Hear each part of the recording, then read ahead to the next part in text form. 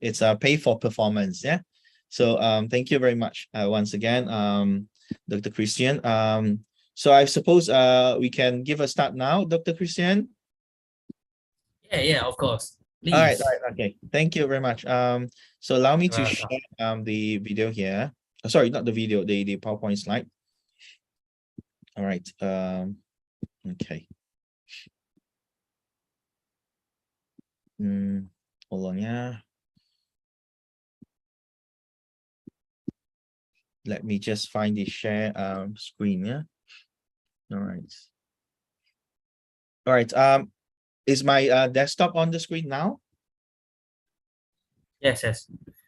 Your moderator is are you able already to see the desktop. slide now, Dr. Christian? Yeah. All right. Okay. I'm not quite familiar as well with you know, with the what to say, the Zoom is another way around. Yeah. When Dr. Sabah, we were saya using mai. so yeah, I think this is a bit of a hiccup, yeah, but it's okay. I think you know, such a pleasure and fun to be with all of the students here. All right, this particular topic is basically the extensions, yeah, or you know, the expansions of what we have discussed last week.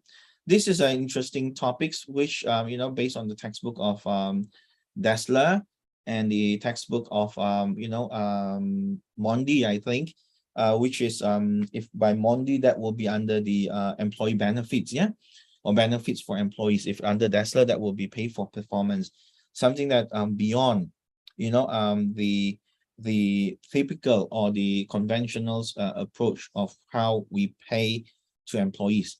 Now, interesting about this particular topic is that when we look at human beings, normally a human being, it is based on a continent base. If you play Mobile Legend, if you play PUBG, you know, you got hurt, you go back to the base, or you get the medical kit, you know, it's similar in real life concept. Because why do I say similar concept? Because human being, the happiness, you know, it can increase, it can decrease. Okay. Satisfaction, it can increase, you know, the satisfaction has been reached, you know, today.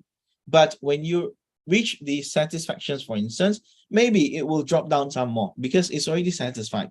I remember one time at you know, as a youngster, as a teenage, you know, you opt for, you know, you always wanted for the you know, the most exclusive you know, phone ever in the market, or on the market, I will say. Then at one point, you know, when before I start working with the university, I was with a private organizations. So I saved enough money. So what happened is that I bought the Nokia E90. I think that was the one of the most expensive Nokia phone on that particular time. It was so expensive, you know. It was, I forgot what's the price, but I know it's expensive because when I was studying in the university, I saw one of my you know, senior, you know, one of my senior who is actually on that time, he's already a police officer. He opened up the you know, the fax machine on the phone. I said, wow, this is cool, you know, track cool, you know. I say, you know, probably, you know, I will get this particular phone, you know, the Nokia Fold one, like the Samsung Fold nowadays. So it is a Nokia, you know, E90. So they call it as a communicator. So when it opened, I said, wow, this is fantastic. You have the fax and all. I think because my time with Dr. Christian, when we see fax on mobile phone, you know, it's something like, you know, wow, this is interesting. But now you can see that, you know, lots of us are actually having, you know, emails, instant messenger and all. Last time we don't have instant messenger. Yeah, Dr. Christian, if you remember. So we started off, I think we started off with I remember. yes. So those who are born in the 70s or 80s, you know, we gone through that particular processes. Yeah.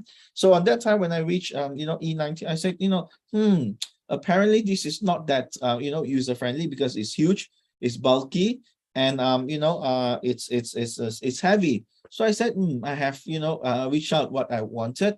You know, then I saw this particular Nokia, you know, Force Touch phone, which means to say that is the first models of Nokia that using the Force Touch, which means to say, what does it say by the Force Touch is that when you press harder, it will indicate another actions.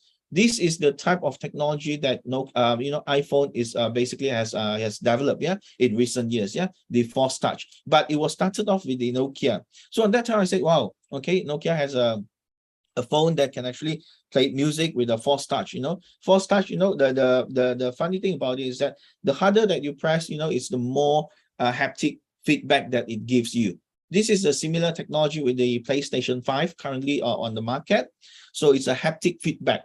Currently they call it as a haptic feedback. So I said, might as well, but the phone is actually cheaper than the E90. So what happened is that I put up advertisements on the so-called eBay page of Malaysia, mudah.com, mudah.my Malaysia website. I put it up, I sold roughly about 70% of the original price that I bought of the the Nokia telecommunicator. Then straight away people actually replied and said, don't sell the phone, I want to buy the phone. So it's like, oh, okay, this is sellable. So after I sold the phone, I went and buy this haptic Nokia phone. It's cheaper, it's lighter, but it's sleeky, so I like it. So after I came back, I said, did I regret, I sold such a phone that cost me so much of money. But then the thing is that why would I want to sell it? So I refer back to the Maslow hierarchical needs. When you are financially stable on that particular time, because on that time, I was still young. Okay. So what happened is that you still earn more. Now you have to distribute the share of wealth.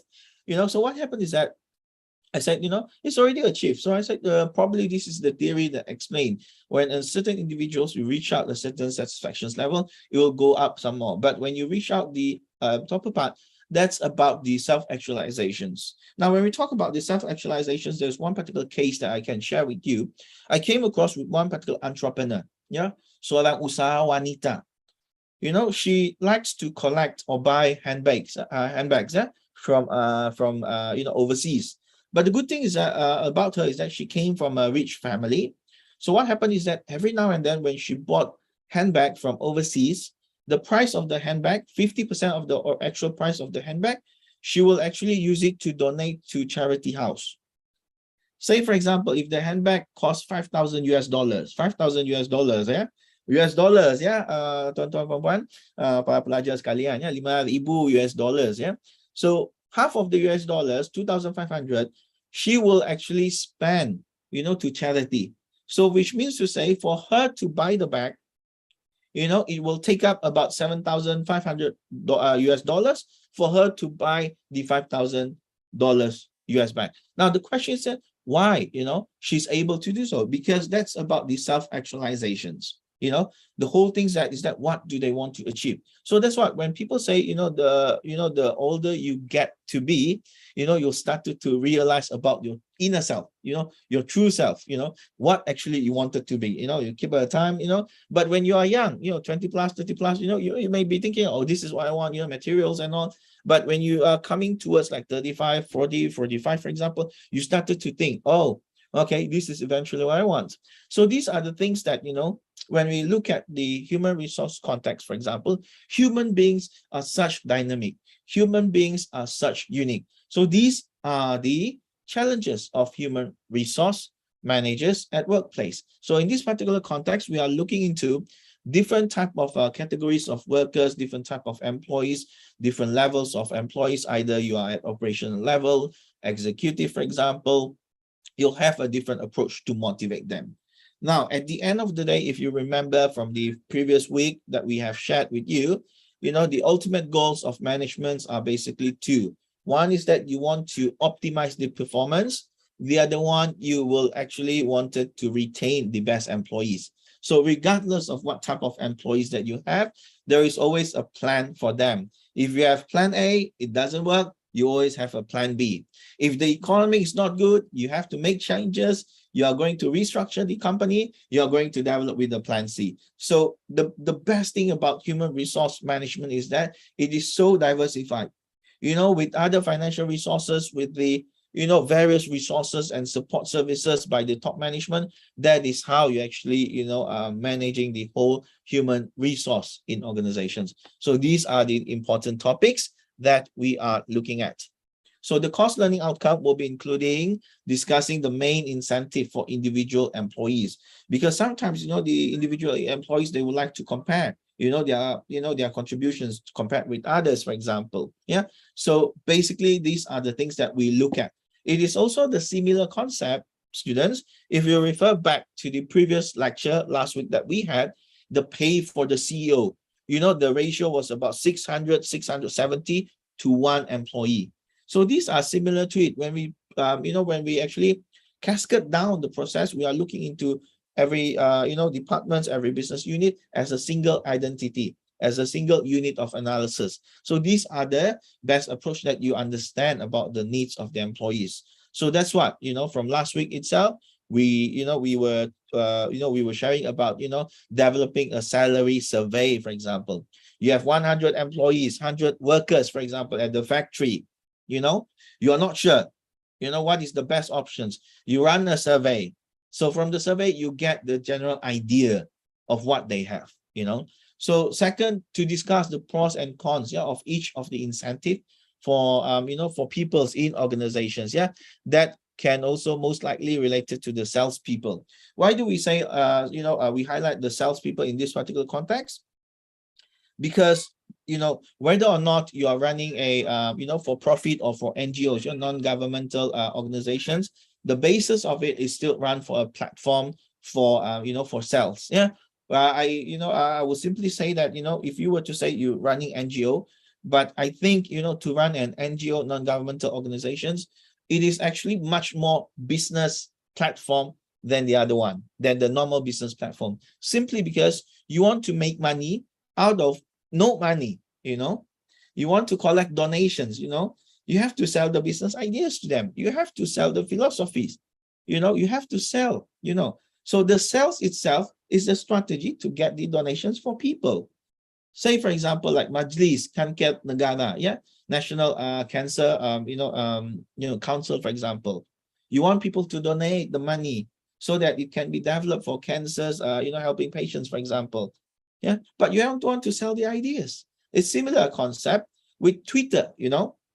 Twitter now, what they do is that after Elon Musk took over Twitter for 44 billions, how many football clubs they actually can buy, including Manchester United, Juventus, Liverpool. Yeah, I think Dr. Christian's club is also available for sale. Yeah, to Elon Musk. Yeah, with the 44 billion US dollars. So what happened is that when they give out the 44 US billion dollars to purchase the Twitter, so you have the options, which is about $5, a month to actually, earn the a Twitter account that is verified with a blue tick. It's just like our, WhatsApp Messenger, the one that you have when people write your message, is verified, blue tick. So Twitter, to have the service of that is the official account of that particular person, you have to pay for that. So any platform, regardless whether it's a business platform or social platform, you still have to deal with the sales, contact the sales. Yeah. Name and define the most popular organizations wide, variable plans. This one, there are a couple of case studies that we are looking into. Describe the main incentive for managers, other than, subordinate. We are also developing the incentive for managers and, executive. Last one is that how to develop an effective plans. So these are the 5 learning outcomes, if I may. All right, on top of that, what we are going to talk about is that mainly the first section here, we are going to talk about the motivations, performance, and pay. Now, when we talk about the motivations, it's about the individual's capacity. It's about the individual effort of how much do they want to traject into, of what they want to achieve. Basically, motivation, you can say when you have the effort, plus, the goals that you have, plus you put into your effort, then you will earn the outcome. So that is the motivations. Yeah. To the extent, on what extent that you want to go further to provide of yourself, to what extent that you want to earn more, to what extent that you want to push, your limits within the organizations, to what extent that you want to lay back. I say, oh, okay, I'm so tired. I've been, top performers for the past 10 months. So November itself, this month, I want to rest. Don't disturb me. For the past 10 months, we already achieved. Yeah, our team, yeah, team A, team B already achieved this. Now, this November, let team C, you know, to actually fight for it. You know, so these are the motivations. It can be up, it can be down, because basically it is a continuum base. Yeah, there is a plus minus. Yeah, as if like if you play again like Mobile Legend, yeah, PUBG for example, you know, the lifeline that you have, yeah, your life score, the one you know, indicates your life range, that is the continuum. Yeah, so these are the things that, you know, about motivations. When we wanted to manage people, we best to look at what can actually influence them, so that we can actually influence them. Apaan lebih apaan? All right. So secondly, it's about the incentive. Last week itself, we talked about the financial rewards. Yeah, paid to the workers, paid to the CEO. You can see that workers earning about one out of you know, 1/670 of you know, CEOs earning. But in this particular context, apart from incentive, what else that we can do?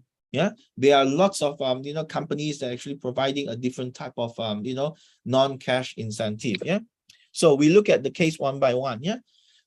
Everything here that we are talking about, when we talk about the human's motivations, we have to refer back to the you know, the origin of the theory of you know, motivations, where it is actually popularized by Frederick you know, Winston's you know, Frederick Taylor. Yeah, so Frederick Taylor, basically he actually popularized and coined the terms of scientific management. It was popularized during you know, the use of financial incentive or pay back in the late 1800s. Yeah, so that was by you know, Frederick Taylor. So scientific management, basically, it is generally known as a systematic soldiering. It's like a productions line. You know, you process, you know, the out you get the input, you process, you get the output. What they look at is the output, regardless of the you know, regardless of the personality, regardless the happiness or not happiness, you know, of the employees, as long as they can produce the outcome, that is most matter to them. Now, another one is that it is based on the fair day's work, which means to say the more that you contribute, you know, the more time that you execute the task will be the higher the output is. You know, say for example, I want to sew, you know, a handmade, you know, a shoes or a sandal, for example. Yeah, in Thailand, for example, I bought you know, a manual you know, sandals, yeah, which they sold it for roughly about $5 only in Thailand. Yeah, they made the sandals, yeah, live in front of you, you know, using rubber. So I said, you know, you know, such a, you know, cheap sandals, I do not know whether it's actually can last long or not, whether it's comfortable or not. But surprisingly, the $5 sandal, I have used it for more than 4 years already. Yeah, only $5. Yeah, so it is roughly about 25 ringgit Malaysia in my country. Yeah, in Malaysia, you know, $5. Yeah, I was in one of the streets in Bangkok. I saw this guy, you know, making sandals. You know, my wife, you know, she likes it. You know, the street market and all. Yeah, ladies and gentlemen, yang mas kalian, yeah, one day when you are older, you know, you'll get what I'm saying. Yeah. So when the wife actually saw that, she said, you know, let's have a look. I said, okay, you know, probably $5 sandals will not last long, but I give it a try. So I pick up a nice color, for instance, you know. So surprisingly, you know, it lasts long. But the pay itself is based on the sandals that they produce, the output of the day. Even though it's a business that owned by he himself, the entrepreneur, yeah, the usahawan muda tersebut, it is still based on the piece rate. Yeah, the more that they produce, the more that they sell, the more earning that they have. Now, if I were to put into a newer context, for example, yeah, you know, if I were to put a more newer context, for example, can I call any volunteers? Yang mbak-mbak sekalian di sini, sorry, mbak-mbak ataupun mas-mas sekalian, ya, ada siapa yang main PUBG ataupun Mobile Legend, ya? Bisa switch on mikrofon? Andika main Mobile Legend ya ataupun PUBG? Main Mobile Legend, Pak. Mobile Legend ya. Jadi Mobile Legend itu rankingnya apa sekarang? Mythic, Pak. Wah, alhamdulillah boleh tahan. Glory ya? Not yet, Pak. Oh, belum lagi ya, belum lagi. Mudah-mudahan tercapai ya glory itu. I mean, Ya, sebab anak buah saya, anak kakak kepada saya juga main Mobile Legend ya. Dia Mythic Glory juga. Jadi isunya di sini apabila Andika lihat, the more practice that you put in is the more champion you are. True or not? true. It requires also sometimes, it's not just blindly to play, but you have to check also on YouTube. What are the writers' emblem that they use, the current one? For example, Iritel. I used to use like Inspire, but now because of the mage, always attack Iritel in early games. So Iritel as a MM, she has to run away, keep running away. So the emblem instead of Inspire, I'll use the sprint now. So which means I update, the more play that you have, actually the better. So if we were to compare the old theory, of scientific management, it believes that one of the productions car company last time by Ford, they believe that when the workers actually keep on, installing panel, the more panel, pintu, we call the panel, the more panels or the car doors that being installed, usually the faster and the quicker it can be done. Okay, another example of the modern day of a scientific management, when we apply to individual, for instance, we take out Lionel Messi, not because I don't like him, but we talk about Cristiano Ronaldo. You can see that Lionel Messi is a natural talent, but Cristiano Ronaldo is like a machine, where he developed his muscles, because he was so skinny last time, but if you look at the biography, he practiced a lot. He went to gym, he's like the king of gym, whenever he goes to he went to Manchester United, whenever he went to Real Madrid, for example, Juventus, for example, and again back to Manchester United, he's the king of the gym, because he perfectivized the body itself. I mean, you could not have any individuals, any athlete to have such a most athletic physical appearance as good as Cristiano Ronaldo. The jump itself, the sprint itself, the dribble itself, all by practice. So this is what actually scientific management, the goodness of scientific management, the more practice that you do, the better you are. So another example, if I were to talk about football again, it was during the the most handsome football player last time, David Beckham. If you heard of Spice Girl, Victoria, Victoria Spice, this is basically the wife of David Beckham. So Sir David Beckham, basically, he practiced a lot on free kick. After practice or training before match, he will spend extra hours, to do practice on free kick. This is how actually scientific management has proven it. The more that you do is the more the more systematic and the more better that you get. Similarly, like a soldier, for example, the more battle that they have attended or the more simulations that they have attended, the better they are. So Frederick Winslow Taylor, or Frederick Taylor is an American, American mechanical engineer, basically who has lived through 1856 to 1915. His engineering view of point is that the workplace productivity applied engineering principles, which means to say everything is mechanical. From one particular process to another process, it's actually affect the others.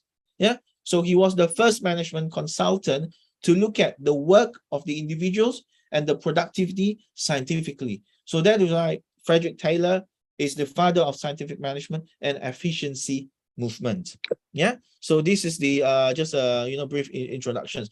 What Frederick Taylor believes is that what the workmen want from employees beyond anything else is higher wages. Of course, when you ask employees what do they want, they always wanted to have a higher wages, higher pay, no matter how. There is no individuals, there is no single employees, there is no football players. When you offer a better salary, they say, no, don't give me. No, don't give me. There is none. Ada juga yang terima wang sakuan pocket money from the parents. They say, the father, our bapa, mama, our parents give us money. Take, you still have money or not? No, I don't have. I still have, no matter what your answer is, when they say you take, you say, no, no, no, but your hand is actually gripping it. You say, thank you so much. No, no, no, it's okay. But your hand is actually reaching it. Tak payahlah, saya masih ada duit. Ya, saya masih ada wang saku. But the hand is actually taking it.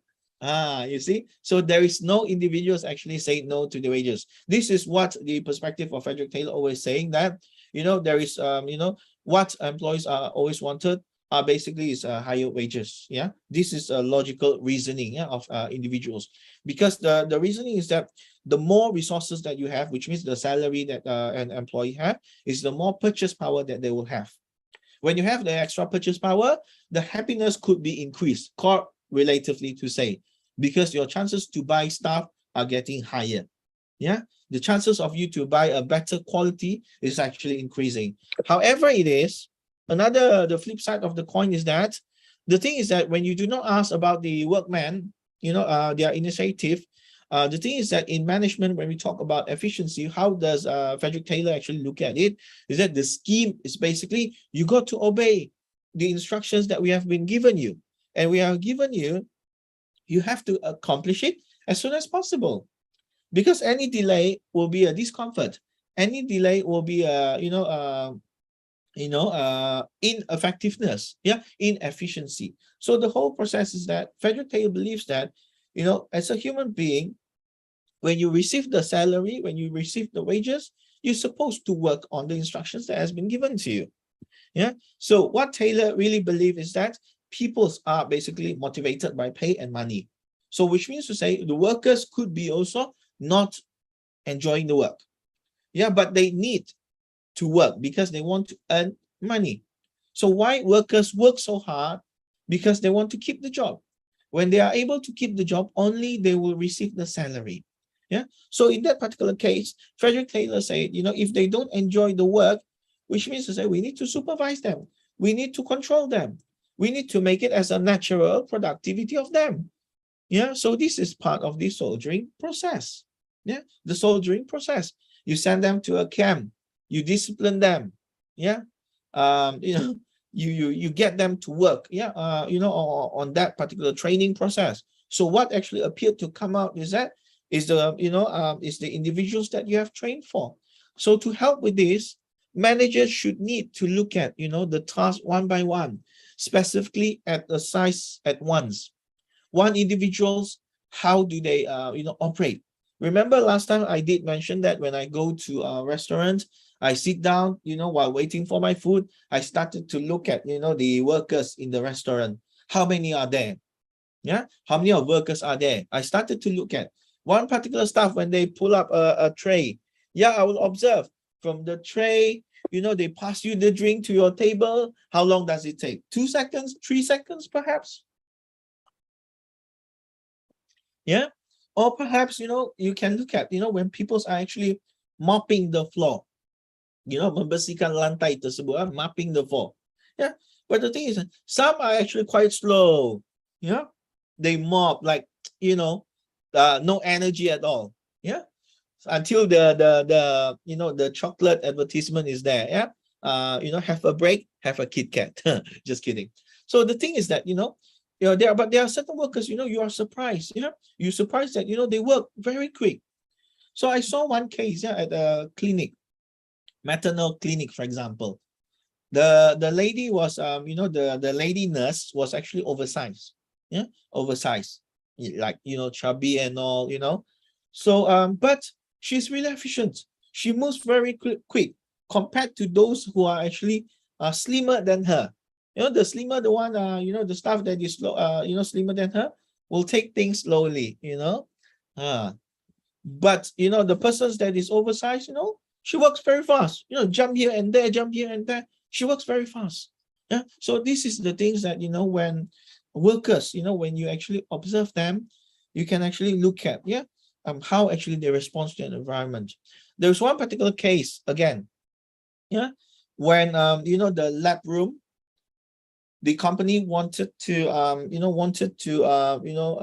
observe the workers when they are working with the bright environment, with a good lighting, with the good lightings and all. The surrounding is comfort. can actually the employees work better? If the environment is dark, can the employees actually work as good as the brighter room? So what happened is that the variables, pemboleh ubah, the factor that they changed was actually one thing only: the environment of the room, whether it is with the lighting or dark. It's lightened up, the room that is lightened up, or the room that is darkened off. They want to see the difference, whether the environment actually plays important roles in human productivity. Yeah. But surprisingly, logically to say, logical reasoning is that people can perform better when it is brighter. Yeah. Tetapi kalau gelap, how would you see? True or not? But if it is lighter, you can see that. You can see the difference. Yeah. So that's the variables that they change. One, the room is actually the light is being switched on. The other room is that the light switch off. Yeah, they darken the room. Okay, they dim the light. Right. That's the variables. That's what they wanted to find out. But the whole thing is that they did not expect the result was both rooms are actually having the almost similar result. No significant difference. That's experiment proof that, the experiment has proven that the lighted rooms, bilik yang ada lampu, and the room without the light, bilik yang lampunya digelapkan sedikit, dim light, the productions of the individuals are the same. So they found out, they interview the employees, the employees, the workers of the factory. They say, what happened to you? The light actually being switched on, you can work better, true or not? Yes, we work better. But the thing is, the supervisor is there, observe us. Supervisornya itu memerhatikan, Pak Dr. Christian, observe. So they were afraid the supervisor actually will tell the boss. So they went and interview. The researcher went and interview. The other person, the other rooms respondent, the employee, they said, the room was so dark, the light was dim. How come you can perform as good as the other room? They said, because the supervisor at the back. They're afraid that the supervisor will tell the boss. Now, these are the contexts that, the researcher forgot to factor in. The presence of the supervisor will actually increase or factor, or influence the productivity of the, the employees. So these are the things that, when we talk about monitoring and being controlled closely. So training should be given to employees so that they can perform the task in a standard way. When you are actually doing the training, you can actually calculate in the general time, secara amnya, how much a person can actually do that particular task. You can compare and take an average score. Workers should be paid based on how much do they produce. This is my piece rate. I remember one time back in 2005, 2006, 2007, those days, computer was so expensive. One of the computer shop, they actually pay roughly about $300 to the employees that have managed to sell computer worth $30,000. So it's roughly about 10% of the actual sales. So these are actually, it's logical. It's making sense because the workers will be paid based on commission base. Whatever effort that they put in, they will take out 10% based on that. Okay. So the whole scenario of a tailor is basically they believe that it will create a win-win situations. Workers are incentivized to work and the business productions is actually as efficient as before and they get the pay by the end of the day, based on their piece rate. Now, when we talk about micromanage, for example, one good example will be Amazon. Since for the past 4 years, Amazon was actually getting more and more popular. You know that Jeff Bezos is basically one of the richest guy, before Elon Musk took over, Mark Zuckerberg, before Elon Musk took over, Jeff Bezos was one of the richest guy on earth. So what happened is that You know, this factory, you know that they're dealing with hundreds and millions of parcels every day. So how do you know whether these individuals are actually doing the job as good as possible? How will we know? Yeah, it is a similar context when we give security, for example, security officer, yeah, security bangunan, yeah, building security, you know, similar concept. How do you know whether actually they are doing the job? The security officer, we call them the watchman. Yeah, the watchman. I watch you, you know, they watch over the factory safety, you know, and all. They're afraid, you know, there will be theft cases, yeah, kes kecurian, for example. But the question is that who will watch over the watchman? When they are the watchman, I'm a security, I inspect every night. Oh, there is no thief. Tidak ada pencuri, ya. Di sana tidak ada pencuri. Yeah, everything is safe under my watch. Yeah, I check. Every 1 hour, I walk around the building. But the question is that, who knows? Who knows? The security officer really looking into that. It's a similar concept when we apply to this. Who is actually watching? The watchman. If you're saying that the supervisor is actually supervising them, how do we know whether the supervisor actually is supervising them? So what did Amazon did was actually to put up a wristband, a $200 wristband that will give you a certain shock when you fell asleep, when you snooze off, yeah, or when you doze off. The wristband sensor will sense it, and they will send a signal to you. Okay, that's number one. Number two, the wristband also will calculate, yeah, your work processes, your productivity rate. You see? So we are talking about, you know, in a modern world, how human beings are actually being roboticized. Yeah, you can say it's a form of artificial intelligence attached to individuals, yeah, where I got like those off, you know, then the wristband will send you a signal. Yeah. Oh, okay, sorry, I'm in the class, apparently. You know, so you know, imagine that. Yeah. And imagine that if the security officer, for example, another scenario, they use an infrared sensor just to detect the movement of the employees. So the question is that, is it okay to have it as such? Would you want yourself to be put up a wristband to work in the highest, one of the best workplace in the world? One of the top 10 Fortune 500 companies, top 10. The owner, one of the richest guy in the world. Would you want to work with the company with a wristband? This is the questions. Probably you say, I don't want to work. But if you look at from a management perspective, we as an employer, this is workable. Remember when we, myself and Dr. Christian always say, when we're managing people, when we talk about human resource management, always see yourself from a managing resources person, which means to say employer perspective. I came across with one of the case study.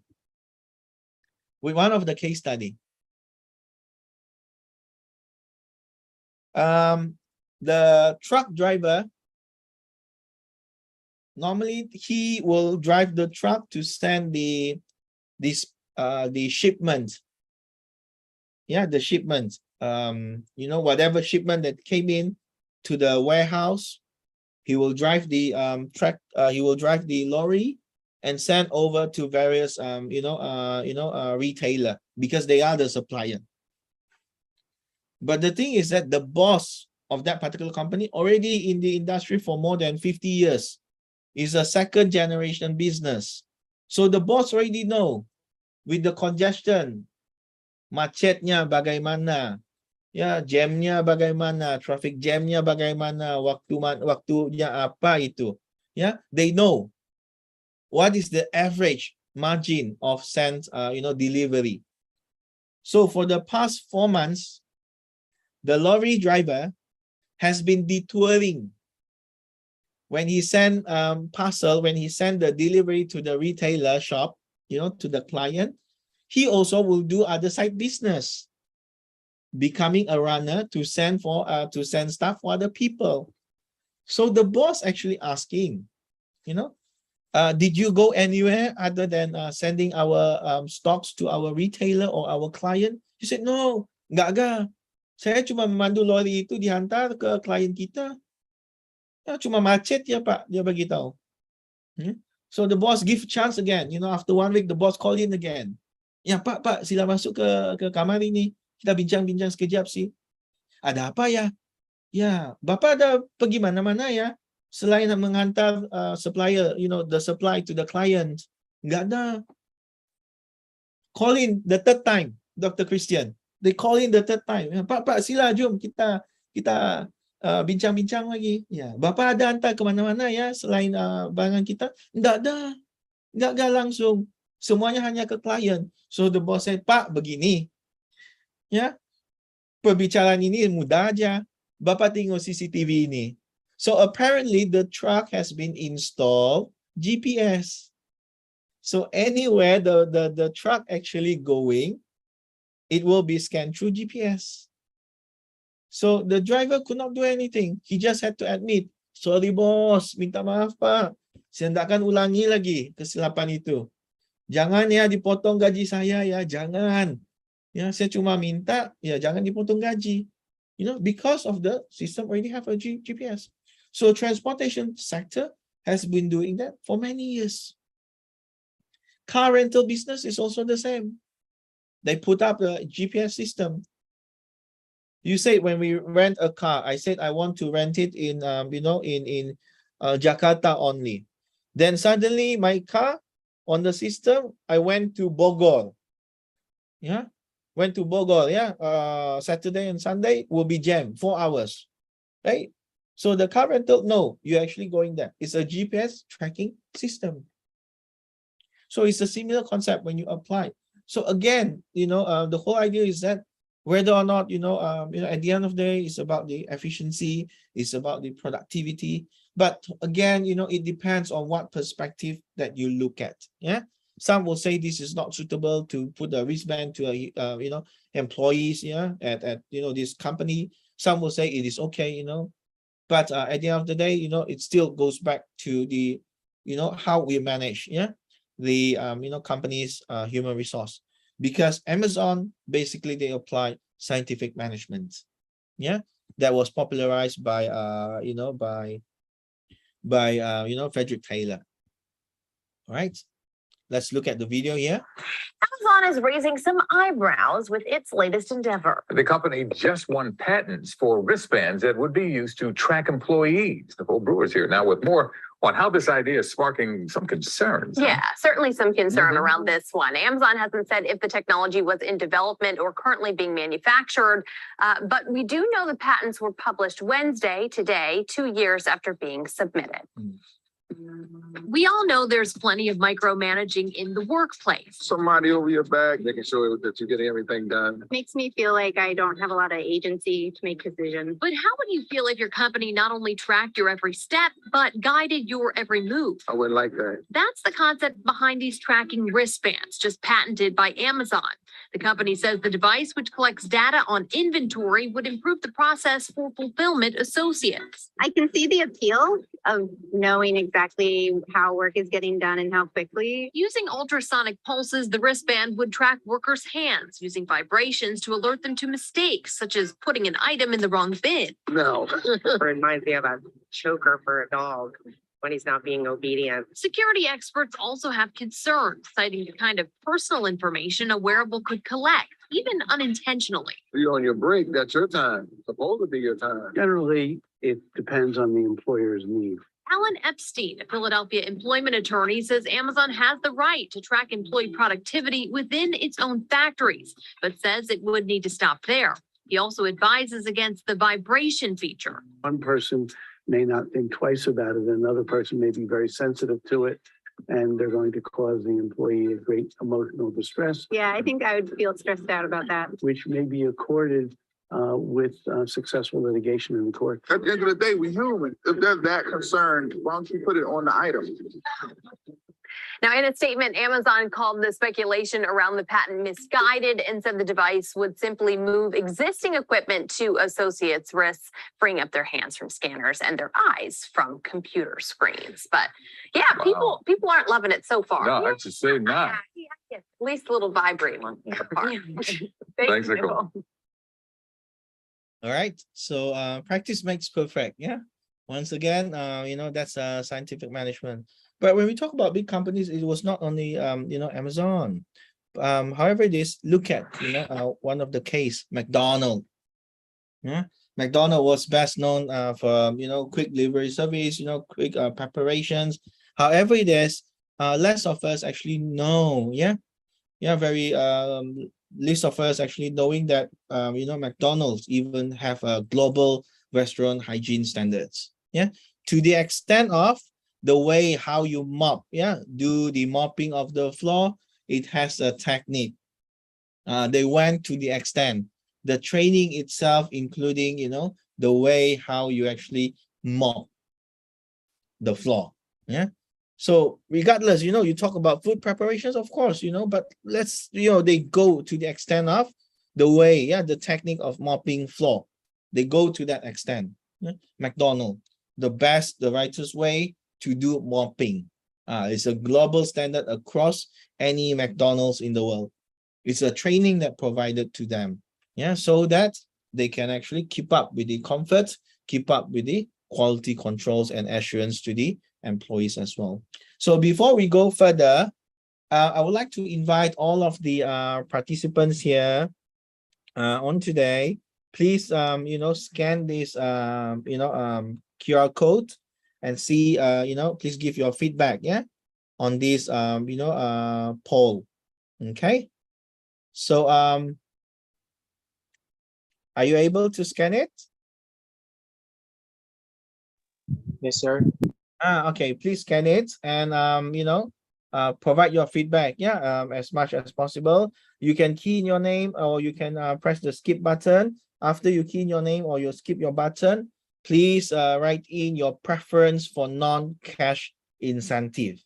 What does it mean by non-cash incentive? Is that if the company they don't pay you apart from the salary that you receive, gaji, apart from the salary that you receive, what kind of a non-monetary or non-cash incentive that you would like to have from your company? Ganjaran apakah? What kind of benefit that you want to get, from your employees? If you refer back, to the incentive, what does it mean by incentive? Is that you may look at, the terms, the meaning of incentive. It is the financial reward paid to workers whose production exceed a predetermined standard. Which means to say it is something that is extra paid to you.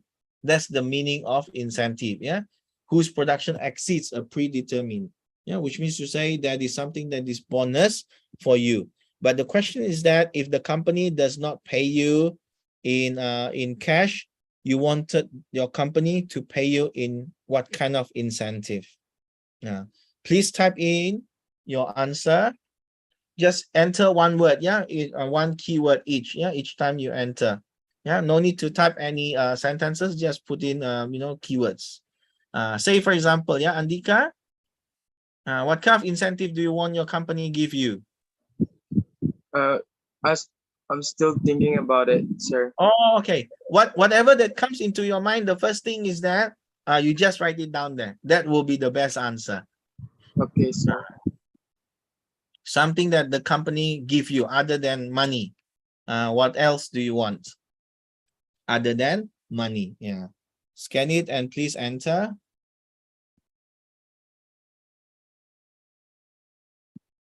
Okay, at this moment, I stop sharing for a short while.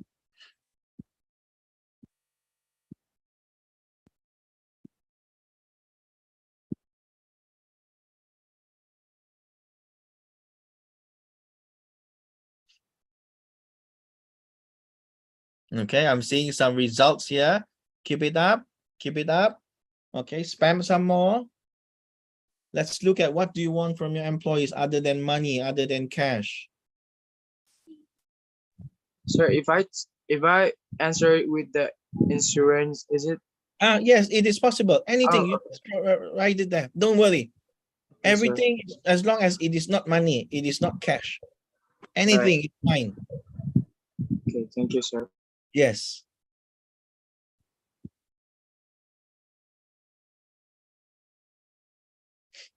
Okay.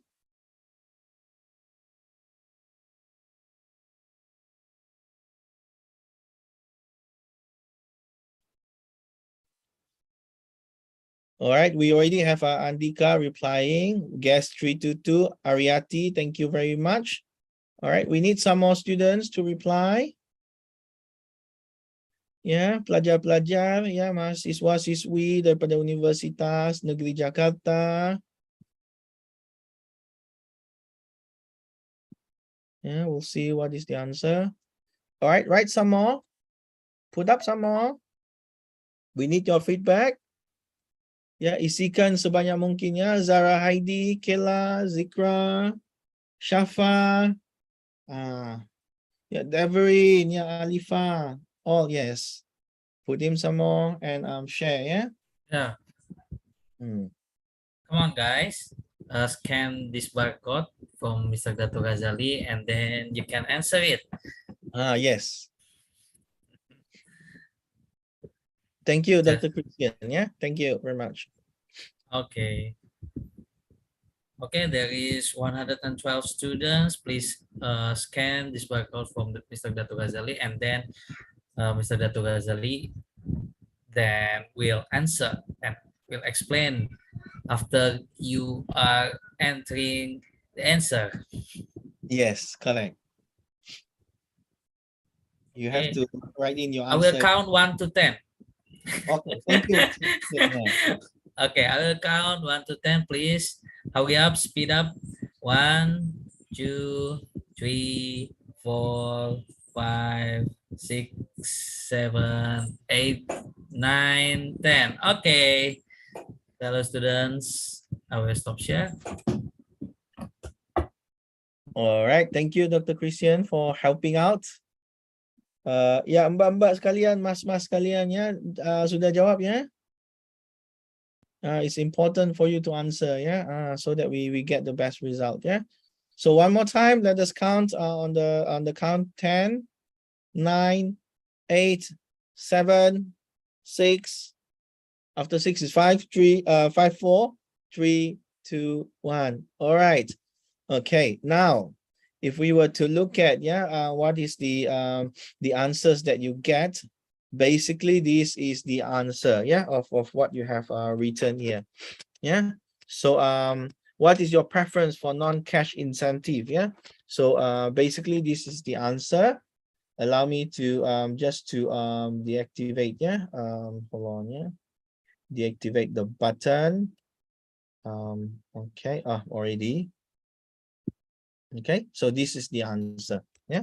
I will screenshot. I will put it onto my text. Yeah.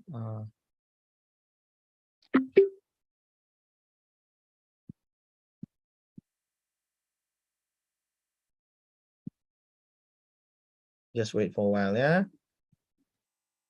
All right. Okay. If we look at the the research that done, by the researcher last time, basically 40% of the respondents are actually they want to have a trip to destinations of your choice. Yeah, they want a trip to go overseas or anywhere based on their choice. 23% of the respondents say they want to have a shopping spree. Yeah, at the choice, your favorite store. Home improvement, beautifications items, for instance, or season tickets, to your favorite entertainment venue. And the last one will be electronics. I suspect this will be, I assume this will be devices, mobile phones, it could be also like computer, laptop, devices and all. But if we look at the answers, of our fellow students, this will be the feedback. It's good that most of you actually written off insurance, because insurance is also very important. The various type of insurance, if you were provided with the by the organizations, that will be great. One of the case study that I came across with is that any individuals or any workers that work with that particular company, the state-owned statutory body, one of the company, I'm not going to mention which company in Sabah, although the salary is not as high as private sector, because half part of it is actually owned by the government, it's a semi-government corporations. Although the salary pay is not as good as private sector or private competitors, but the medical benefit is the best in Malaysia. Why is that? Because they can go to any private medical center in Malaysia. Regardless of where you are, you can go to any private medical center. Say, for example, your son, your children fell sick, for example. You say, no, probably, I want to bring to general hospital. Too many people at general hospital, it takes time. To clinic is in between. So they brought the children to the specialist center. Demam aja satu malam ditahan lebih kurang $300 hingga $500. Expensive or not? Students, demam aja demam anak ini panasnya, kesiannya bayi ini, dibawa pergi swasta medical center pusat medical, pusat spesialis, bayinya nangis-nangis, ditanya kenapa sih? Bayinya panas kepala. Langsungnya diletak dalam pengamatan satu malam. Costnya $300, $500.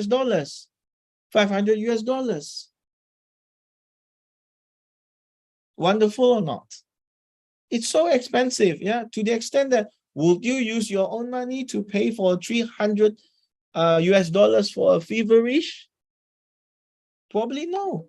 But since it is covered by the company, might as well utilize it, because that is the benefit that is provided to the employees. Now, this is the non-cash incentive that we are talking about. Apart from the benefit. So when you earn more, your tier will be upper, will be higher another level, which means to say it brings in your medical benefit increase as well. Remember last week we were talking about, benefits, for example. This time we are talking about incentives. So when you earn more, the tier of your benefit could be increased also.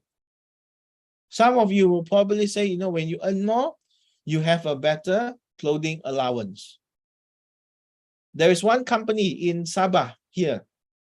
Di negeri ini ada satu syarikat yang saya pernah buat interview They are roughly getting about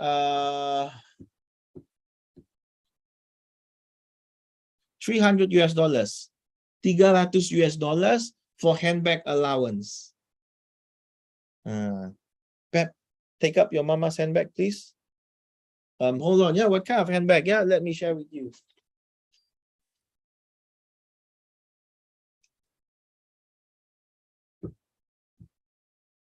Say, for example, you are working.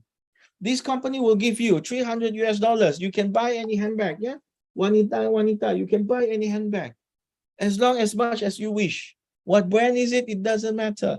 As long as you are given, the incentive to buy for the handbag allowance. So I asked, what kind of company actually gives such an incentive, such a benefit? They said because they want the staff to be presentable. When they do sell, it boosts the confidence. Imagine that. You bring a good handbag. I'm not saying that as a student, as a worker, one day you need to buy expensive bags. No, what I'm saying is that it's a different way to say it, because we are talking about pay, incentive, and motivations. If you have an option to carry a bag that is imitation or to carry a bag that is original, which one would you want your boss to pay? Of course, you want the original one. You have a pen. You have another pen. The boss asks you to choose. So option number 1, option number 2, with a significant price difference, which one would you choose? Of course, you will go for the best. Now, this is the incentive. Yeah, facilities, for example, sometimes they give you a gym, yeah, members, a golf club and all. So the non-cash incentive, it could be also including trips to overseas. One of the good example is that one of the this what you call assurance company, yeah, insurance company. They sell insurance, yeah. So every year they will give the bonus overseas trip to to the sales people. They have 3 tiers. Ada 3 peringkat, yeah. The first tier will be Southeast Asian region, yeah. Southeast ASEAN region, yeah. Southeast Asian region, yeah. ASEAN. It's either Indonesia, Malaysia, Philippines, Brunei, Myanmar, Cambodia. That's Southeast Asian region, yeah. ASEAN. Only that certain area. Second tier, it will be in Asia. The ASEA, yeah, in Asia. So from ASEAN, when you reach a certain sales target, they will send you to ASEAN region, Southeast Asian. Second tier, they will send you to to Asian. You can go to China. Yeah, you can go to elsewhere of your choice, anywhere in Asian. That will be including the third tier just now, ASEAN. ASEAN, Southeast Asian. So you can go to any other part of the Asian. Last time was the second tier, they bring to Taiwan. Yeah, to Taiwan, second tier. The third tier last time was actually Cambodia before COVID. One of there was Cambodia. Second tier was to China. Yeah. Then the third one was actually to United States of America for free. This is the incentive, ladies and gentlemen. So this is what we call the hierarchical incentive. The higher your earning, which means to say, the farther that you can travel. Experience, house, authority, food, and internet. You can say, the more senior you are in organizations, probably the internet quota is higher. Yeah. No limit, unlimited data plan, for example. Cars, for example. Yeah. They give you 3 tiers of cars. One national car, Toyota, for example. Second will be other cars, for example, Volkswagen, perhaps, yeah, European car, from Japan car to European car, then to a luxury car, for example, Mercedes, for example, BMW, for example. Yeah, so these are the tiers. Yeah, you mentioned about the car. If you achieve a certain level, they will give you a national car, or they will give you a Japanese car to match. Yeah. Second tier, for example, it will give you a European car. Yeah. Volkswagen, perhaps, like what we mentioned just now, Fiat, for example. Yeah.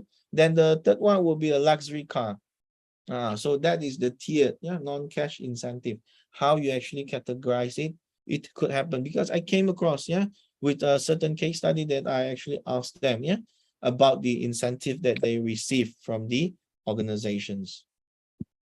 Then motivations and incentive is that Herzberg actually, explained that peoples are actually will be influenced by hygiene and motivations.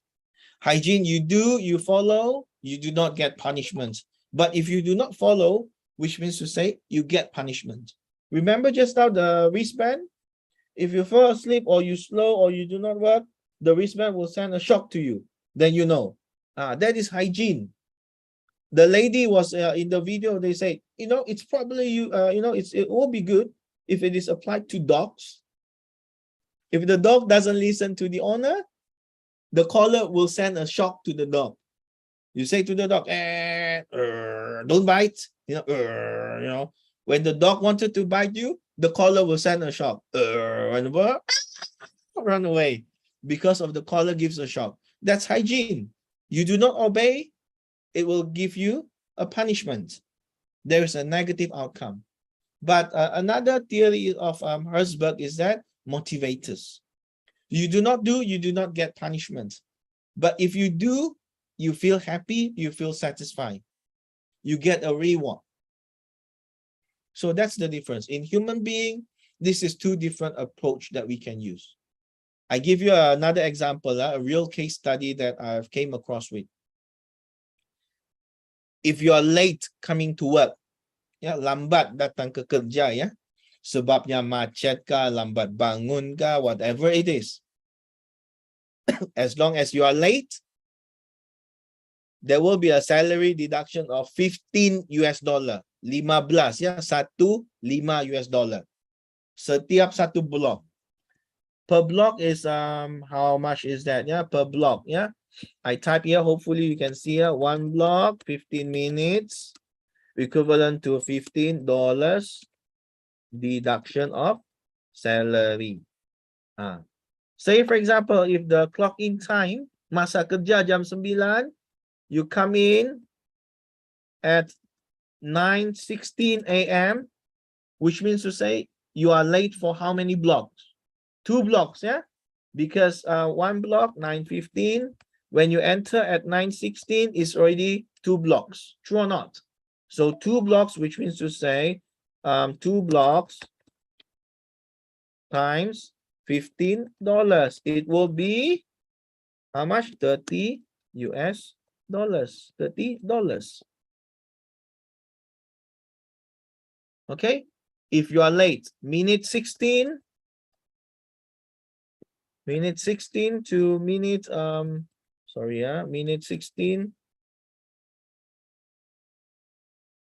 to minute 30th, yeah, it's equivalent to 2 blocks. If you clock in at 9:31 to 9:45 a.m., which means to say you are late for 3 blocks. That will be in total $45 US. This is hygiene. This is a real case study, ladies and gentlemen. This is a real case study. Remember just now I talked about the insurance company just now, the 3-tiered. The person actually resigned from this particular company. The person resigned, he or she started to do on her own insurance company business. Alhamdulillah, it was successful. She managed to get the highest tier every year, even during COVID also, yeah. The sales also dropped a bit. She managed to grab until tier number 2, yeah, because of she was not happy with this particular company. Dr. Christian, boleh nampak ya yang chat box tu on my screen? Yeah. Okay, yes. Lambat ya, berapa minit tu? 31 minit ya, ataupun 45 minit. Ya, 45 US dollars. 45 US dollars our money ya, in Malaysia ringgit, I do not know ya, 45 US dollars times 4.5. 200 ringgit. We go for a global converter. Yeah, hold on. I check how much is in rupiah. Yeah, hold on. Yeah, to 45 US dollars. Let me check. Yeah, it has been a while. Yeah, since I go to Indonesia. Where's my converter? Hold on. 45 US dollars. Yeah, Dr. Christian, roughly how much is that? Yeah.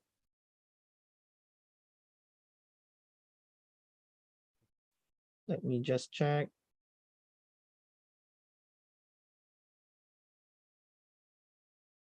Rupiah, yeah, hold on, yeah. Roughly about 200 ringgit, yeah, 200 ringgit, yeah. 202. 674,000 rupiah. Where is it? Oh, sorry. Can see or not? 674,000 rupiah, Indonesian rupiah. Can you imagine if you are late for 31 minutes to 45 minutes? That's a lot, yeah, Dr. Christian. Even for us. Yeah, that's a lot. Oh, that's a lot. So horrible. It's a lot. Ya, even myself ya, pelajar-pelajar sekalian ya, saya dengan Dr. Christian pun rasa dibebani ya dengan jumlah yang sedemikian ya, berat. Ya, lebih kurang 700,000 Indonesian rupiah. You are late for 31 minutes, 31 minit. 31 minit sih lambat. Ya, potongan gajinya lumayan juga ya. 674,000. Bukan sikit. So that's hygiene. You don't follow, you get punishment. You don't submit assignments, you fail. That's the one, students, if you ask. Yeah, you do not submit, you do not fulfill any requirement, you fail the subject. You do better, you get a better grade, that is motivator. So Herzberg telling that. Jangan sampai gue dipanggil anjing, gue nggak ngerti mau ngomong apa. Okay, so Incentive. Okay, please mute. all right, probably Kayla, are you there? All right. Okay, then we talk about Edward Deci. He stated that behaviors are normally are motivated by underlying needs, which means to say individuals, you always want to be improvise. Yeah, there's a need to be more competence. Yeah, this is related to the Alderfer's theory of growth. You wanted to grow in organizations, AFG theory. Yeah, you want to get affiliated with people. You want to grow in organizations. Yeah, this is what Edward Deci mentions. Yeah. So motivations, if we look at, based on the expectancy theory, whatever the staff they expected, that is the return that they expected as well. Yeah. So that with the expectancy, it will actually, motivate the workers to perform. Yeah. So with the expectancy, they know what are the things that they need to do to achieve that. This is what we call the instrumentality. Yeah. The whole process, the connections between the performance and the outcome, as well as the process that involved. That's the instrumentality. So the value that you put on it, which means say that is the valence. Say, for example, you say, I wanted to score A for Dr. Christian subject, human resource management. I do not want to fail. I want to study every night, 15 minutes, 15 minit saja. Every night, I want to study 15 minutes about human resource. I want to read online. I don't want to waste my money. I don't want to waste my time. I study human resource management. 15 menit ya, Dr. Christian. Setiap malam sebelum tidur, baca human resource. 15 menit. That is the balance. The effort, the value that you put in terms of time. Remember the medical card that I said, for example? That's the value. There's one particular bank, for example. A year they are given roughly about 5,000 to 7,000 ringgit Malaysia. If in US dollar, it is roughly about, hold on, just let me check calculator. How much that will be? 5,000, for example, divided by 4.5, for instance, that will be roughly about 1,100 US dollars a year. That's the medical card. The higher your ranking, the more medical card that you have. So the value you put in there, you say, if I were to move to another bank, how much is the medical benefit that I'm actually getting? The other bank offered, 1,500 medical benefit. Well, not only to children, also include parents, for example. You said, I better go to the other bank company because they provide more. Another company, for example, another bank provide 2,000 a year. 2,000 US dollars a year of medical benefit. It include parents, it include immediate family. I better go there, for example. So the value, the better value basically is the balance there. How did you put the value onto that particular reward of happiness? So there are a couple of incentive plans that you look at. One, basically the incentive and recognitions program. When people actually have achieved their a certain achievement, then you give them recognitions. Employee of the month, employee of the week, employee of the day. It's not it's not that difficult. A paper will do, a certificate. Thank you very much on this particular month of October. We are hereby, this company, acknowledge your contributions. Therefore, you have been awarded as employee of the month. Wow, you receive as an employee, it feels like, out of 1,000 employees, you are the, best employee of the month. At least, because 1 year only 12% will be getting it. So out of 1,000, you are the lucky number, you are lucky one. Yeah. Imagine that you say, wow, okay, even though it is just a certificate. Because you want your company to actually recognize you. Yeah. When you are young, you probably, you have the drive, you always tend to do lots of things because you want people to recognize you. You want people to know you, that you are contributing to it.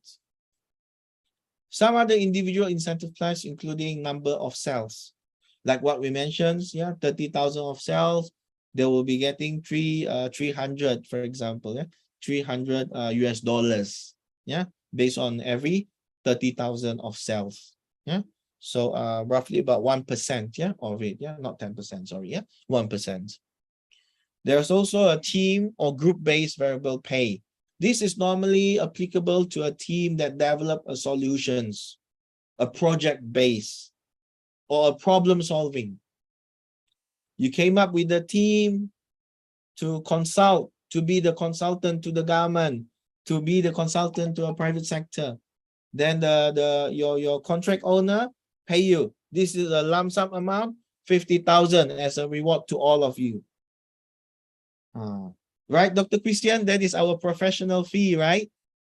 Right. That is what we call the consultancy fee. I remember one time my nephew just entered the university. He was taking something like mechanical engineering.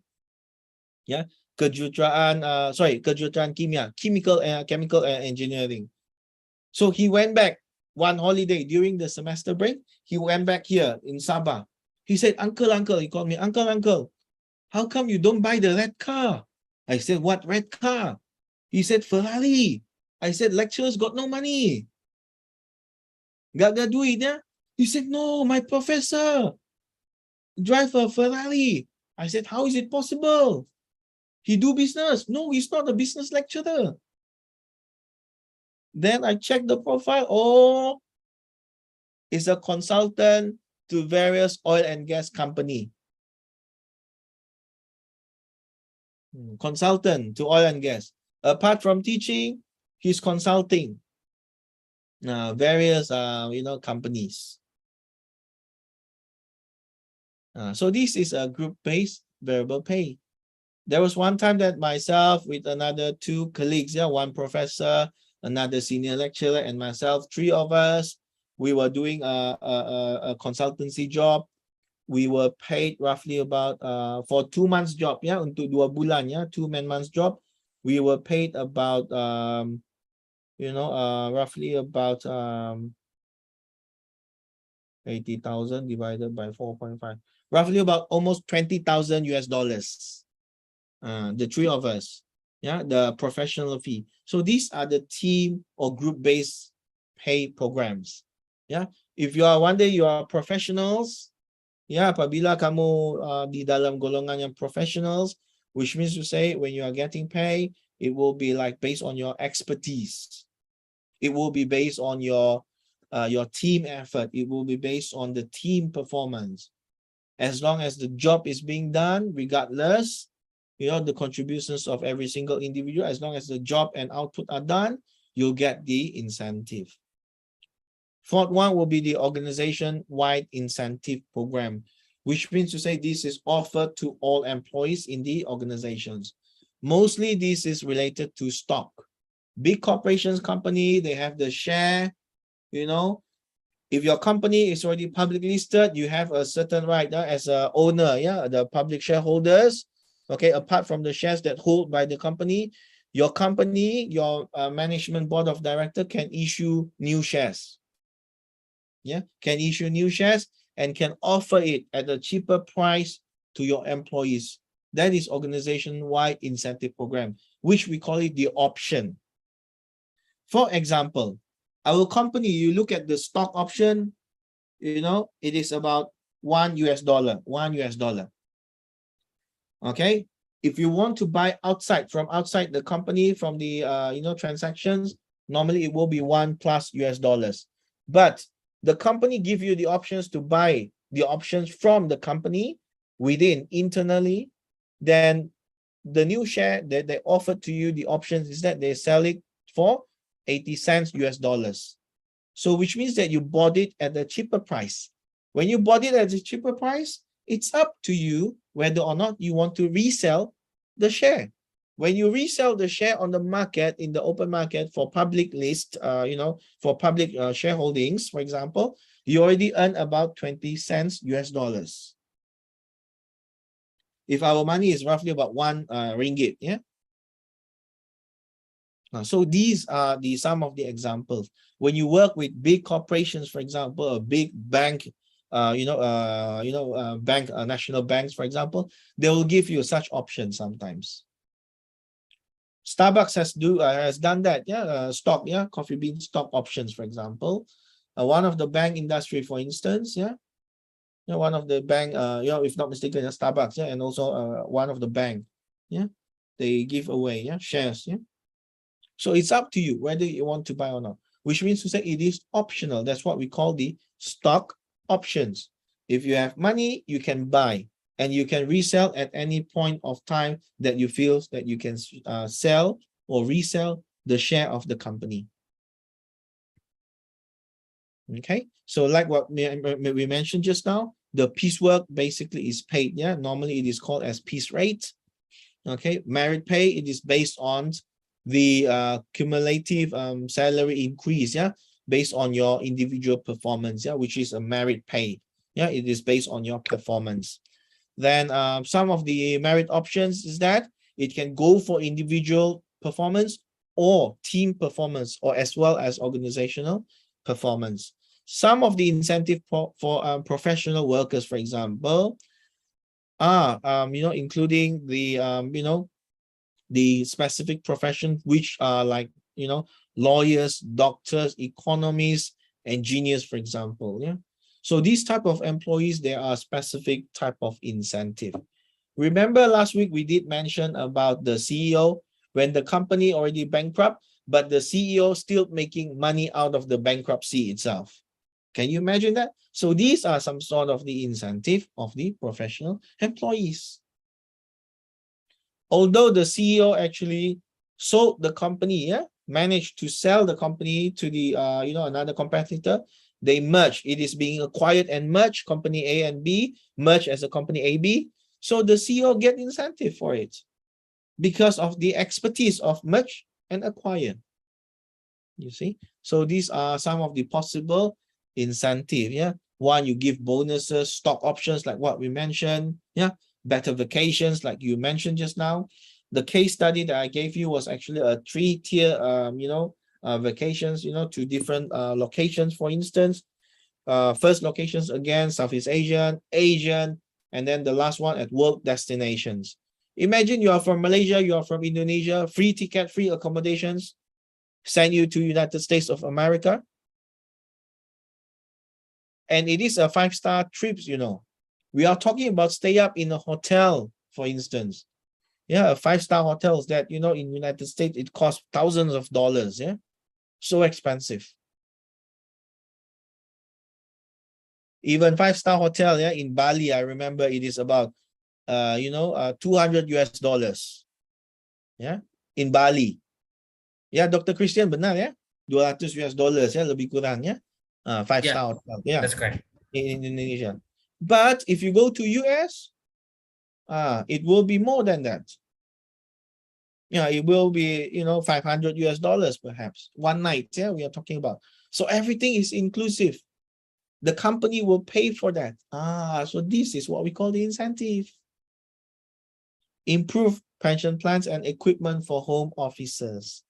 They give you a reward. They said you work so much, we give you a certain money, you go decorate your home office. You see? You go buy your electronic device. You go buy a better phones. You go buy a better computer. Up to date, everything. This is the incentive. Recognitions-based award, for example. Yeah, more important is that the recognitions is also an ratifications and recognitions, yeah, on the positive impact about, on the performance that contributed by the employees. What are the ways to use recognition? Social recognitions. Conduct a normal party, luncheon talk, for example. Get the person to share the experience. How did they achieve such a good success? Share it with people. Yeah, because knowledge is meant to share. Yeah, performance-based recognitions.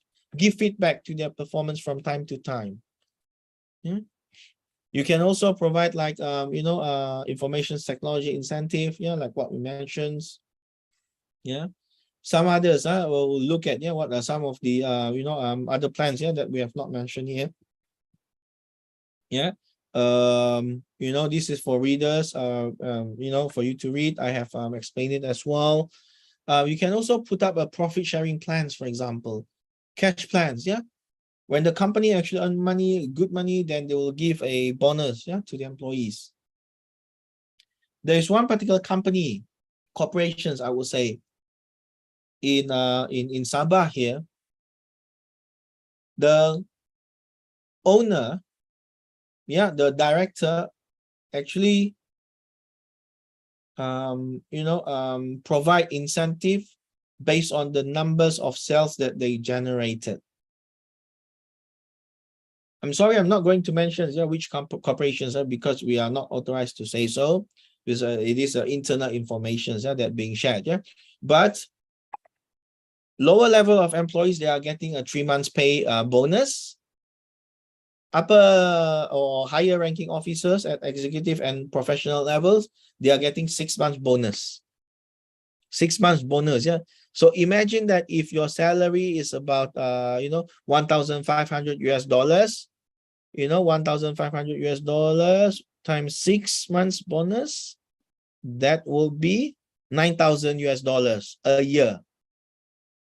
That's a lot. Yeah. I think Dr. Christian will also agree with me. $9,000 US a year of bonus. Yeah, That's I agree. 6 month bonus. Yeah. Even if you have like 1 month bonus, we already say Alhamdulillah, thank you, thank to God, thank to the government, for example. But this one is 6 month bonus. Non-management level, lower levels, 3 months bonus. Don't ask me the director get how many months bonus. I do not know. Yeah, I do not know because of I did not get the informations. I only gathered the informations, internal informations up until that tier. Yeah, professional and management level with a bachelor degree or diploma background with experience and all, they were getting 6 months bonus. So when I interviewed, they said, "How did you know?" I said, "I hearsay. I have insiders." Oh, then they started to share with me. Yeah. Lower level get the 3 months, some are actually at lower level, some more, they are getting like 1 month bonus.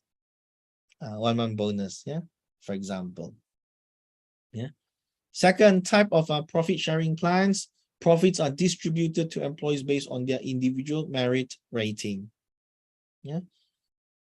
And then you have another one, predetermined portion of profit is placed in each employee's account under a trustee supervisions. Yeah. So these are the 3 types of profit sharing plans. Now, let me just draw your attentions.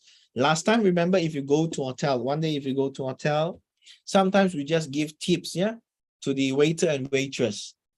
Yeah, the waiter, the waitress, for example, bring a nice drink, Hello, sir, how are you? Bring a nice drink, with a good cup, with a good smile.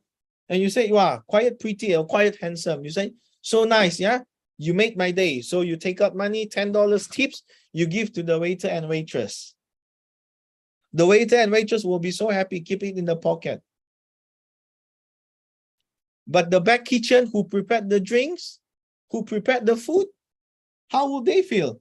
Oh, it is not fair. I was the one that made the meal so good. I was the one that prepared the drink. It took me 5 minutes to prepare that drinks, for example, that mocktail, for example.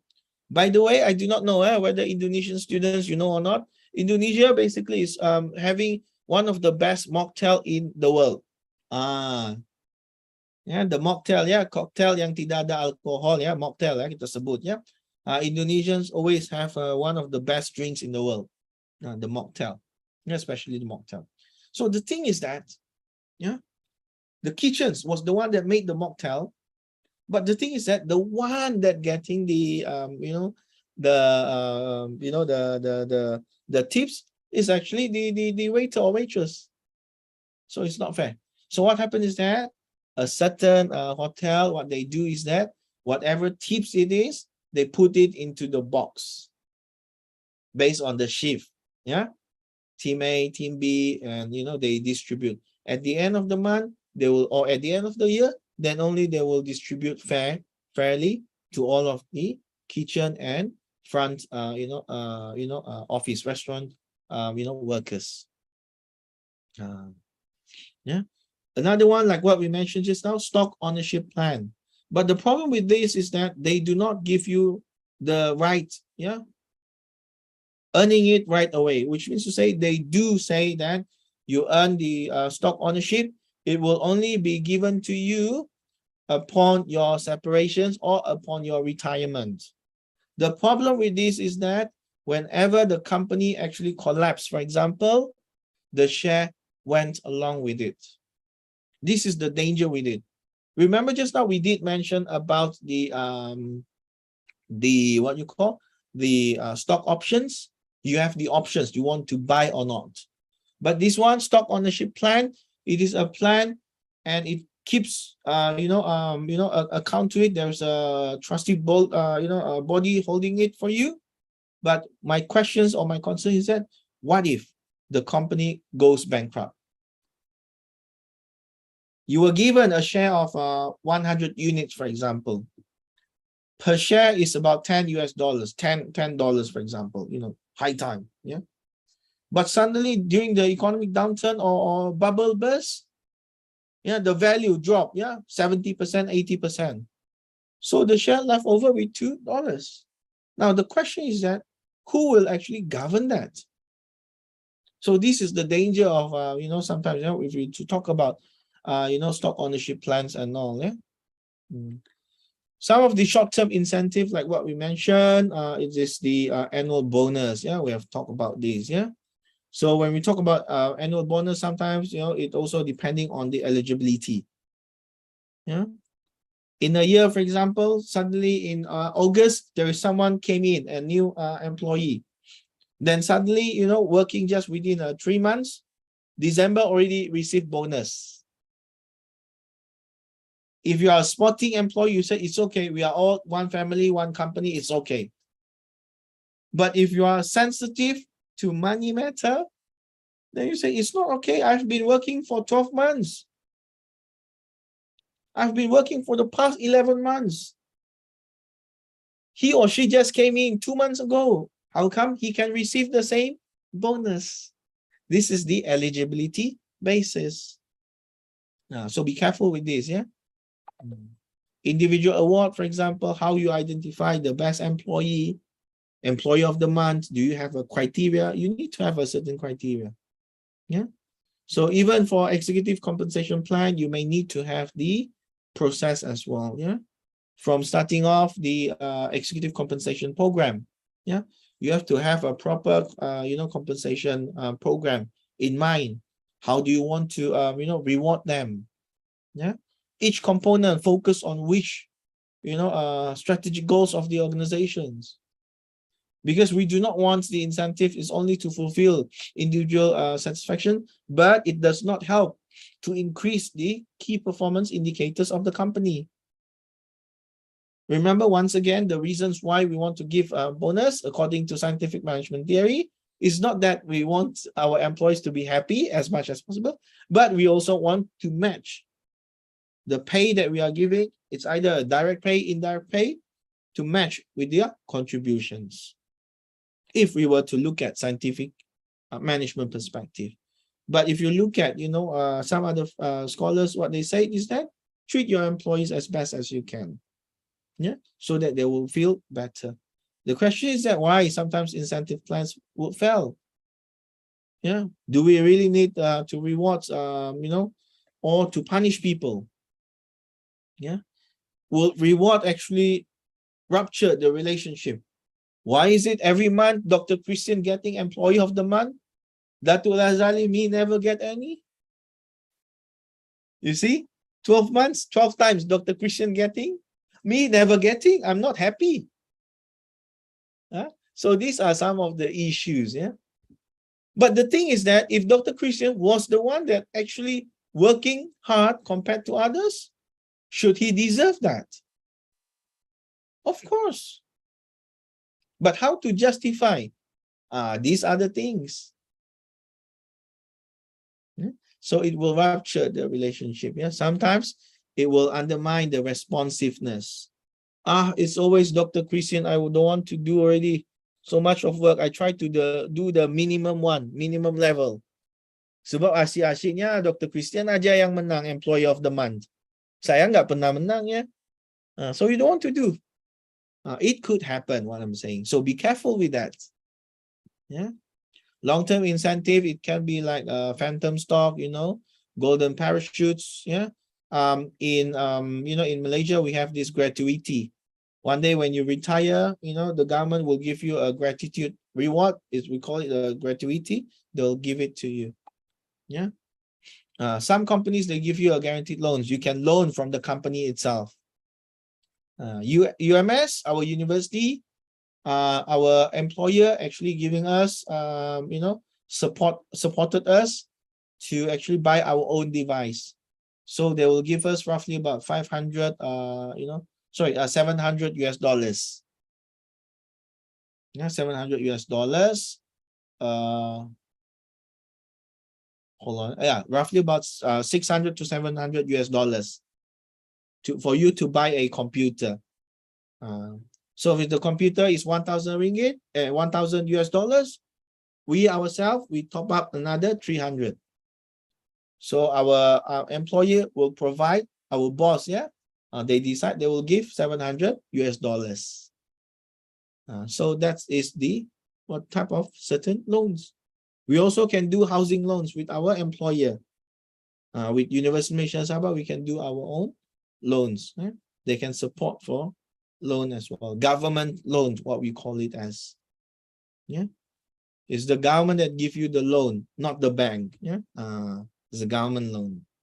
Okay. How to implement effective incentive plans? You need to ask and set the effective standards. Yeah. Lastly, HR builds commitment. Yeah. Remember that we as the HR people, we need to communicate the goals. Remember, once again, I say to you, more important, our role is that to add value into the individual beings in organizations. Yeah. So some of the legally required benefits, including social security. In Malaysia, we call it the Employee Provident Fund. Yeah, it is for a retirement plan. People who are earning less than 2,500 ringgit will be covered by the Compensation Act in Malaysia.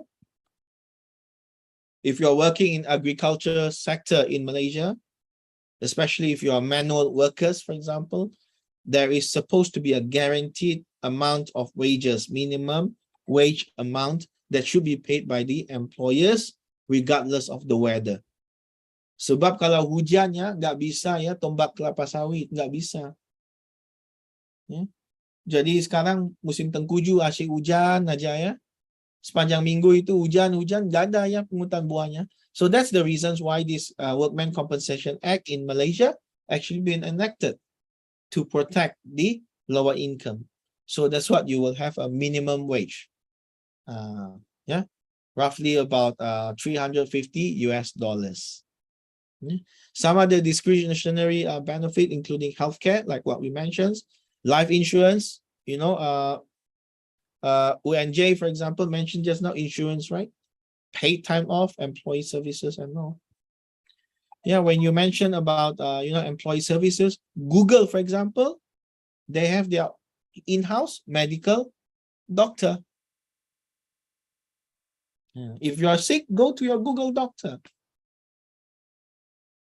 If you are your wife giving birth, working with Google, for example, they give you a diapers allowance. You know the diapers allowance? Kain lampin, to that extent, Google will give you that. Baby baru beranak. Google said, congratulations, this is your incentive. The time your baby is out, Google give you incentive to buy diapers, untuk membeli lampin. Syafa, hello Syafa. Jangan terkejut ya, saya panggil-panggil nama ya. Syafa, Alifa, Devrin, tahukah harga pampers itu, harga diapers itu berapa ya? Harga lampin yang pakai buang itu berapa? Ataupun Yosua, berapa ya? Sila jawab ya, siapa tahu? Harga Sorry, lampin. sir. I don't know. You don't know, you should know. Yes.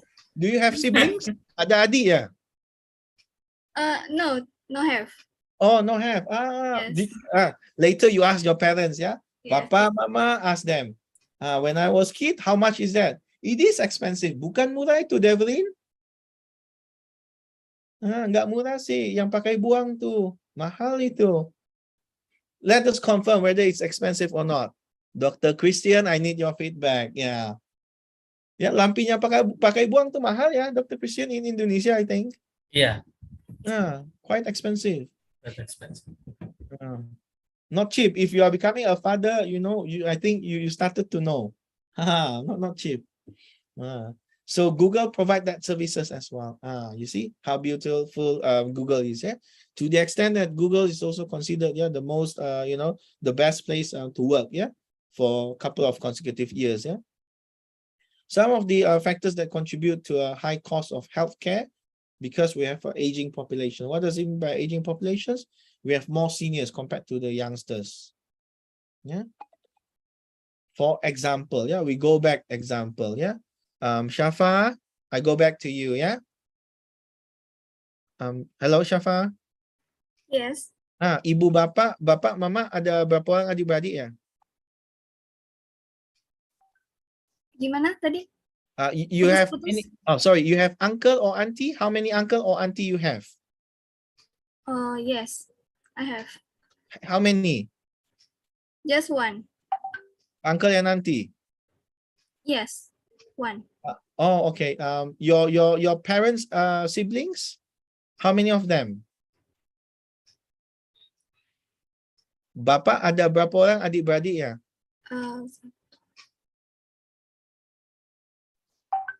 Six, maybe six. Maybe six, yeah? Yes. Banyak. So this is aging population, which means to say, last time, it will be like this, yeah? It's a reverse pyramid, which means to say, your generations, when you are older, you have to take care of your auntie and uncle. This is aging population. Macam Andika, if I may ask, lain kali mau berapa anak ya? Nggak mau lah banyak-banyak sih, 1, 2 aja cukup-cukup ya. Tetapi paci-maci banyak ya. Like Shefa just now, he said 6. I also have a lot of aunts. My eldest cousin, I do not know I mentioned this to you or not. My eldest cousin, first cousin ya, sepupu satu kali, usianya berapa? 74 tahun. Cousin. 74 Andika, umurnya usianya 74. My eldest cousin yang paling tua, 74 tahun. So you can see, imagine how big is the family. But aging population, the family is getting smaller and smaller. Lesser kids. Yeah? Growing demand for medical care is getting more and more expensive. That's what actually, I'm not sure whether the students know or not.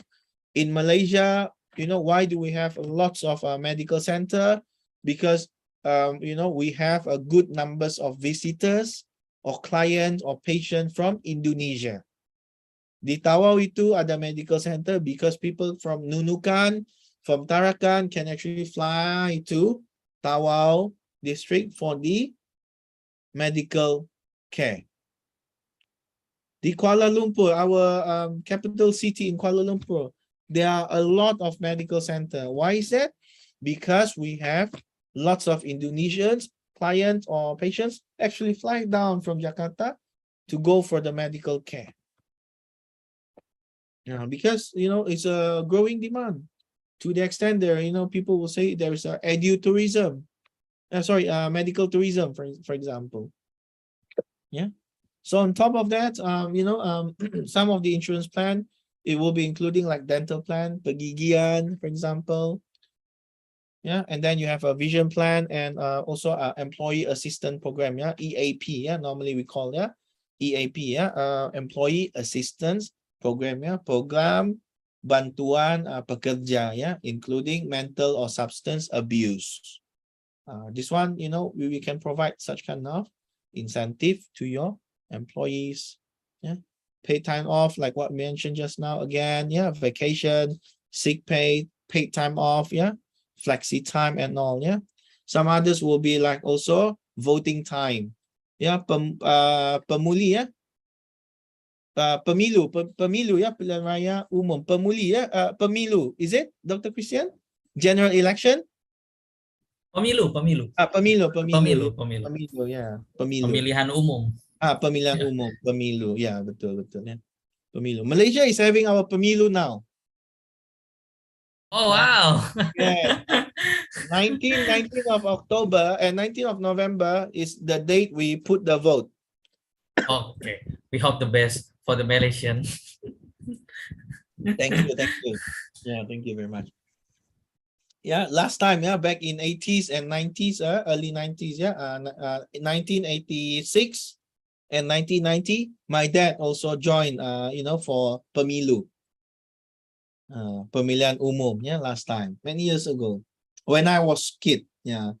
So it's a high time, I know. But us in Malaysia, normally the campaign start in 2 weeks time, where we know who is the candidate. Indonesia is not. You will start early, 1 tahun lebih awal.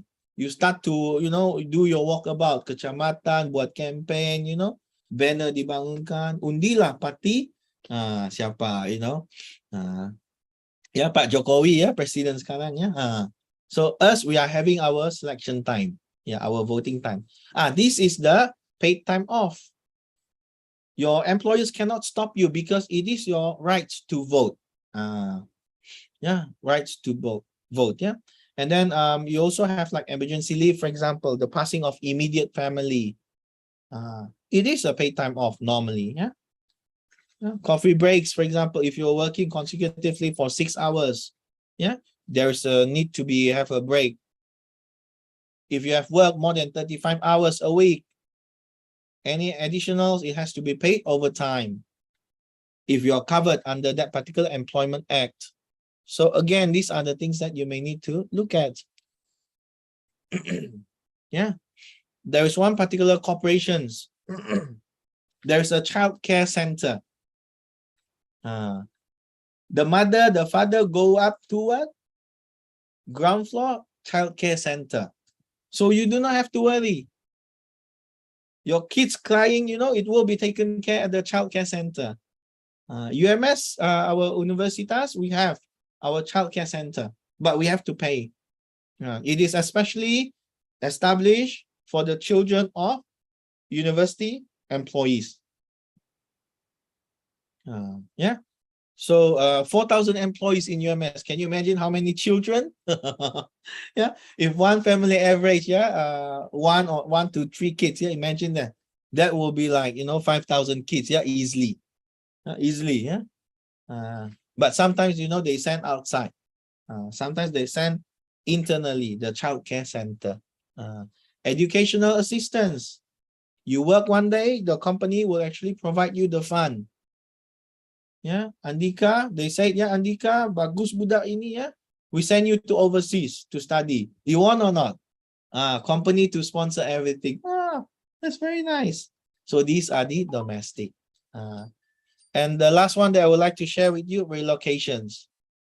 One of my colleagues from China University, call him again. Say, Dr. Liu, please come back to China, work with our university.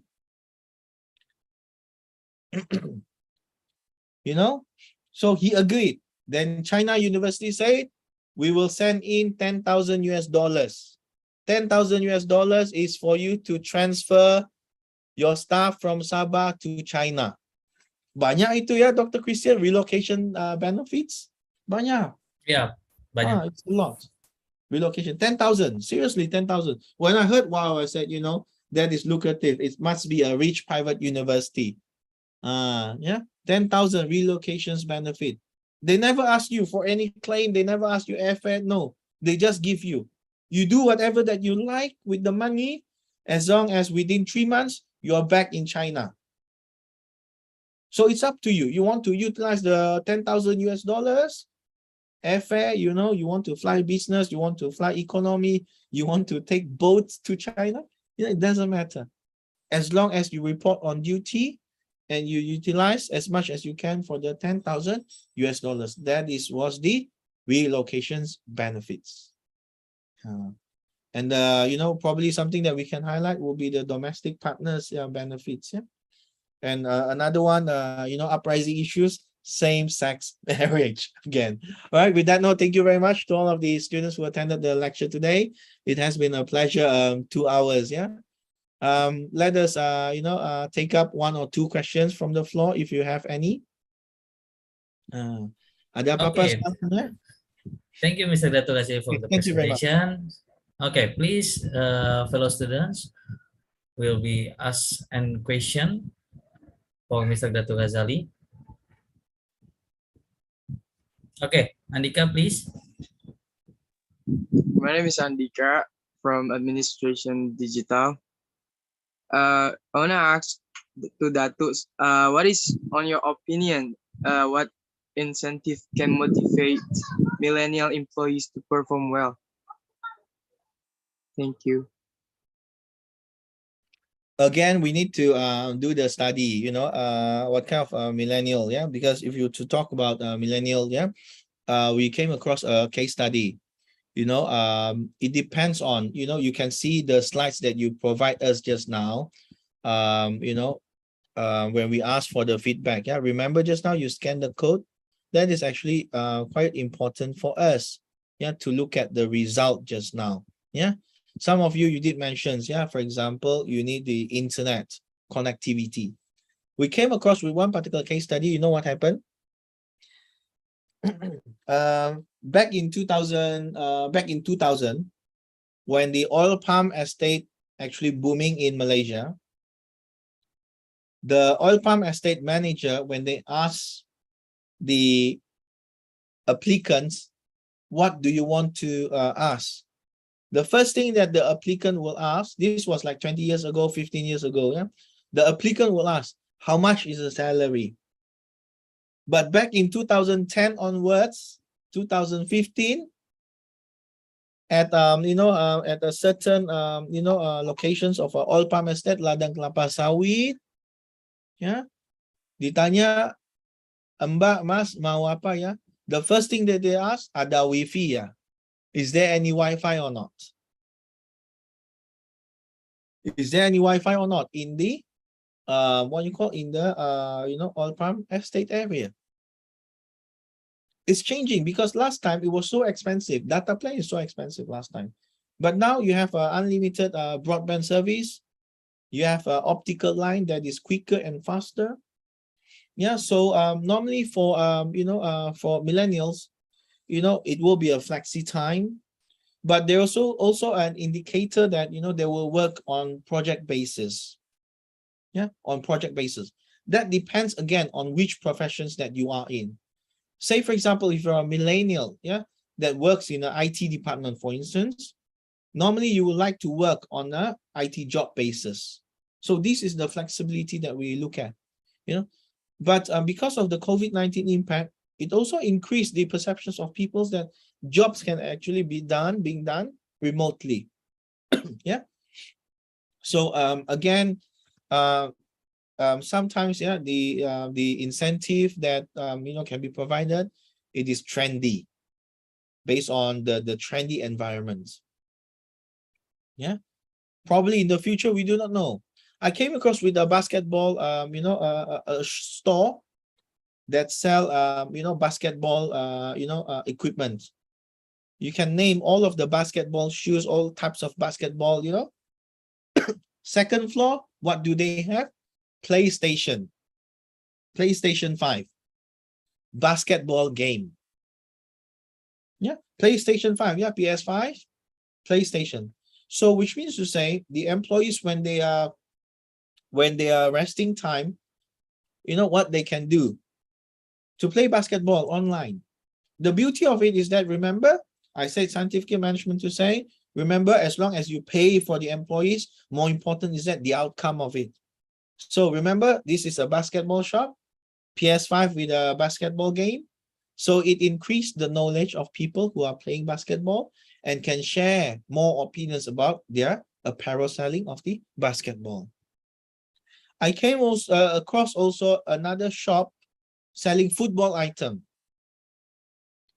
Now I break the secret with you. It actually came from the same owner, because I was the product trainer for that particular company back in 2006 and 2007. Sorry, 2007 and 2008. That's how I know. So the shop of it that's selling football items, the staff will actually prepare game counter. Yeah. So the staff, one of the staff is actually well trained to play game. So any customer that love football can just walk in and to challenge the workers in the shop. They can just walk in, you know. They say, Bapak Christian. Yeah, they say, Bapak Christian, mari kita main bola sekejap. They take the remote, they play. That's how, you know, unique and dynamic the environment is. But for sure, the basic needs will be covered. And what some more is that the incentive? Again, it depends on the resources, I will say. The resources of what you have, the time. So that is why the job analysis is very important. You must know the time that people will come to buy basketball shoes during what season? During the day, during the morning, during the lunchtime, or during the school time, after school time. Lots of cases where people actually buying the basketball shoes will be after basketball, after school time, which means to say the evening time from 4:30 until 8 p.m. will be the best time to sell. So the focus is there. So in the meantime, from from daytime when they have free time, they can use whatever materials or whatever resources that they have to enhance, the credibility. Yeah. So again, Andika, I will say, to make it short, depending on the resources that you have, what you can offer, do not offer something that you cannot provide. That is more important. And look at, if you earn more profit, you can share with them. If you want to do investments, you have to look at what do they like. Yeah. For example, yeah. You can also provide like training courses. Macam perempuan-perempuan, ya, staff, salesperson, for example, female, yang jual tudung, for example, hantarlah pergi kursus, pergi lawat, kilang, for example.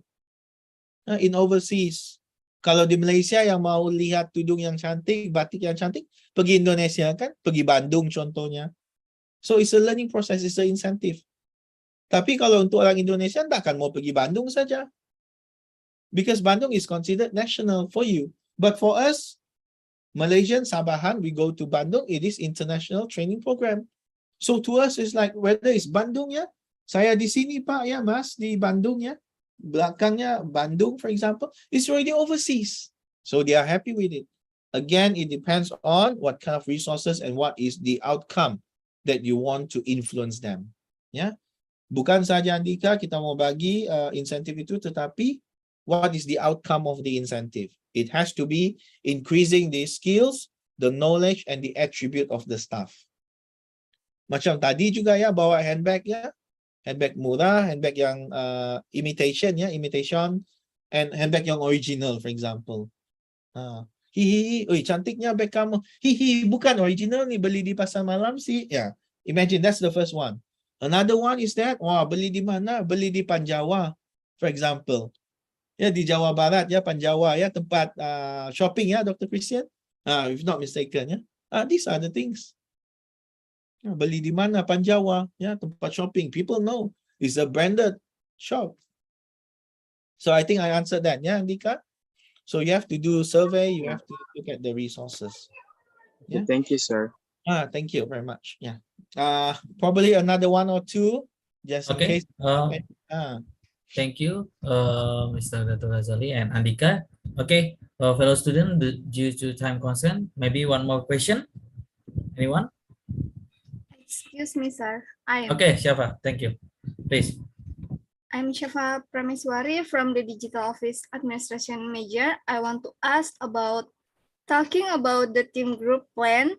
What if in the group there are employees who are working well, but on the other hand, there are employees who are not doing well? What do you think and what solution should be done? Thank you.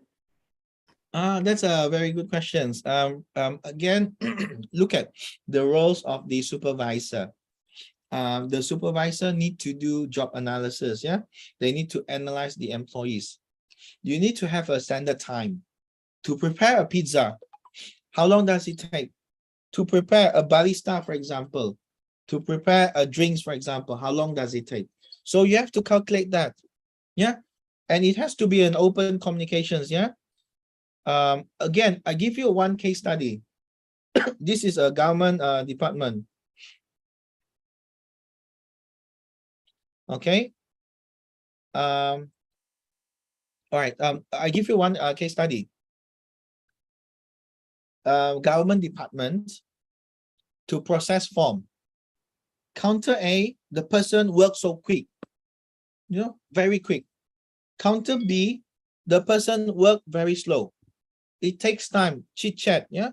Sikit-sikit menaik, dia bercerita, tengok handphone, tengok WhatsApp status, ya. Lepas tu bercerita, hi. Ya, dia reply, take time. So, yang mendaftar di counter itu, ya, klien-klien yang daftar di counter itu, diorang bagi tahu, oh, I don't want to go to counter B, slow. Jadinya pula yang person A ni, yang begitu rajin, begitu cepat sekali buat kerja, longgokan kerja itu semakin banyak. Semakin cepat diproses, semakin tinggi longgokannya. So logically, it's not fair.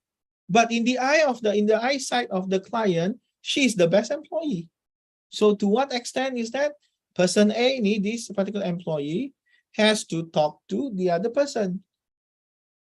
Either you talk slightly to the other person or you talk to the supervisor. If I were to say who is to be blamed, the supervisor. The supervisor should be observed. Counter A and B, how much does it process? You go to an international bank, for example, HSBC, Hong Kong Shanghai Bank, for example. One time I went there to renew, my account there. I have something. When I sit down, just sit down, on the chair, they start to click the clock, tick tock, tick tock, tick tock, tick tock, the timer. I said, what is this? Oh, we are given, each of the employees, we are given 7 minutes. 7 minutes maximum to deal with one particular customer. So we need to get everything done in 7 minutes. So regardless, wherever counter that you go, as long as it is a general counter service, counter 1, counter 2, counter 3, counter 4, you are given 7 minutes to settle the client's, the client's service time. So it's standardized, so they can calculate that. Now, if you were to talk about sales, sometimes again it depends on the incentive. Are you paying individually or are you paying in team? So again, the supervisor need to have open communications, need to have the best communication skills to communicate with others. And even though we are talking about sales, for example, you may have a specific calculations or other formula that can actually extract individual performance. Say, for example, out of 100 ringgit, 50% it is for team performance, 50% will be based on the performance of the individual. Say yourself contributing 30%, which means to say you will be taking about 30% of the remaining merit for sale. So you know what I'm saying here, or myself and Dr. Christian, is that human resource is so unique. There is no a standard way to do that, but you can actually do lots of settings. You can actually stratify it to break it down into more comprehensive plan for the employees, so that it will not be problematic for all of the team members to receive the same gain sharing profit plan. Yeah, simply number one, the roles of the supervisor. Number two, there has to be an open communications. Number three, the system itself should not overlook for individual incentive itself. Yeah, unless if you can say, it is based on the teamwork itself. Now, once again, remember the Room's theory just now, the valence to achieve for that particular target. What is the valence that we expected? So you can calculate based on the time. Okay, back to the case study just now. One particular person process a form, for example, he or she process the form very fast. So you need to limit the form. Per tray, 50 form. Per tray, 50 form, for example. So at the end of the day, the supervisor in the department need to know, one day, how much did you process? One day, how much counter B actually processed? All the same work, similar. How come he or she can process 70 forms in one day? How come you can only process 35 forms? So 50% of the margin of error, yeah, the difference, yeah, the variance there, it indicates something is wrong. You understand or not?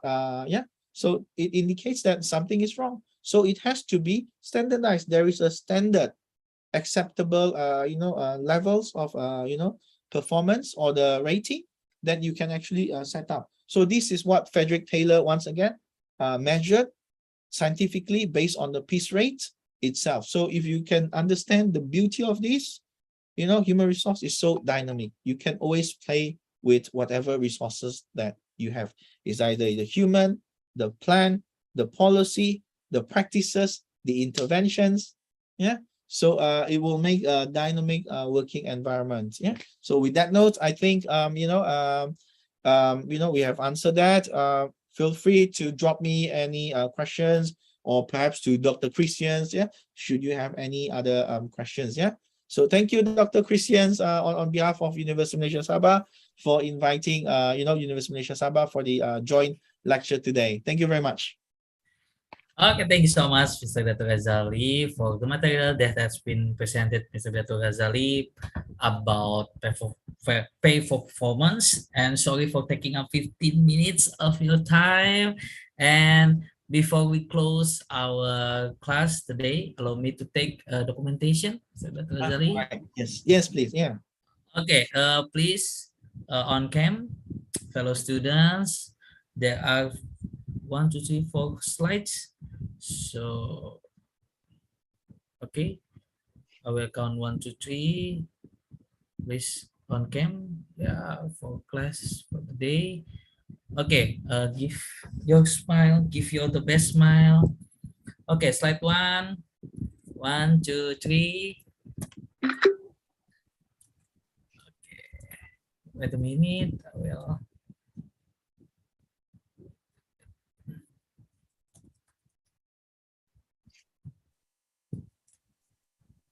Okay.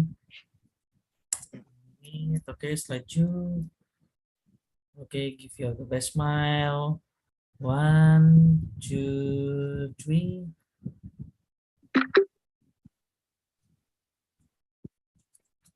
Okay. Okay, slide 3. Okay, slide 3. 1, 2, 3.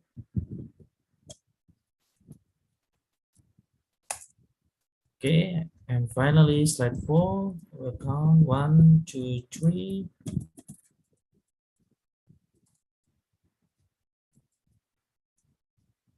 Okay. Minutes. Okay, thank you, Mr. Datu Razali. Thank you for the 2 extraordinary meeting and classes. And hopefully in the future we can collaborate again and sharing knowledge. And it's a great honor for us to be able to gain knowledge from a different perspective with an international scope. And once again, thank you so much. And I'm so sorry if there is something there is something problem in Webex or connection. Everything is good. Thank you very much. Thank you for the kind hospitality. Thank you, Dr. Christian. Okay, thank you, fellow student. There are 2 great collaboration teaching with Mr. Datu Razali. Say thank you for him. And Thank you, Dato. and we hope next collaboration in the future. Okay, once again, thank you so much, Mr. Datu Razali. Bye bye.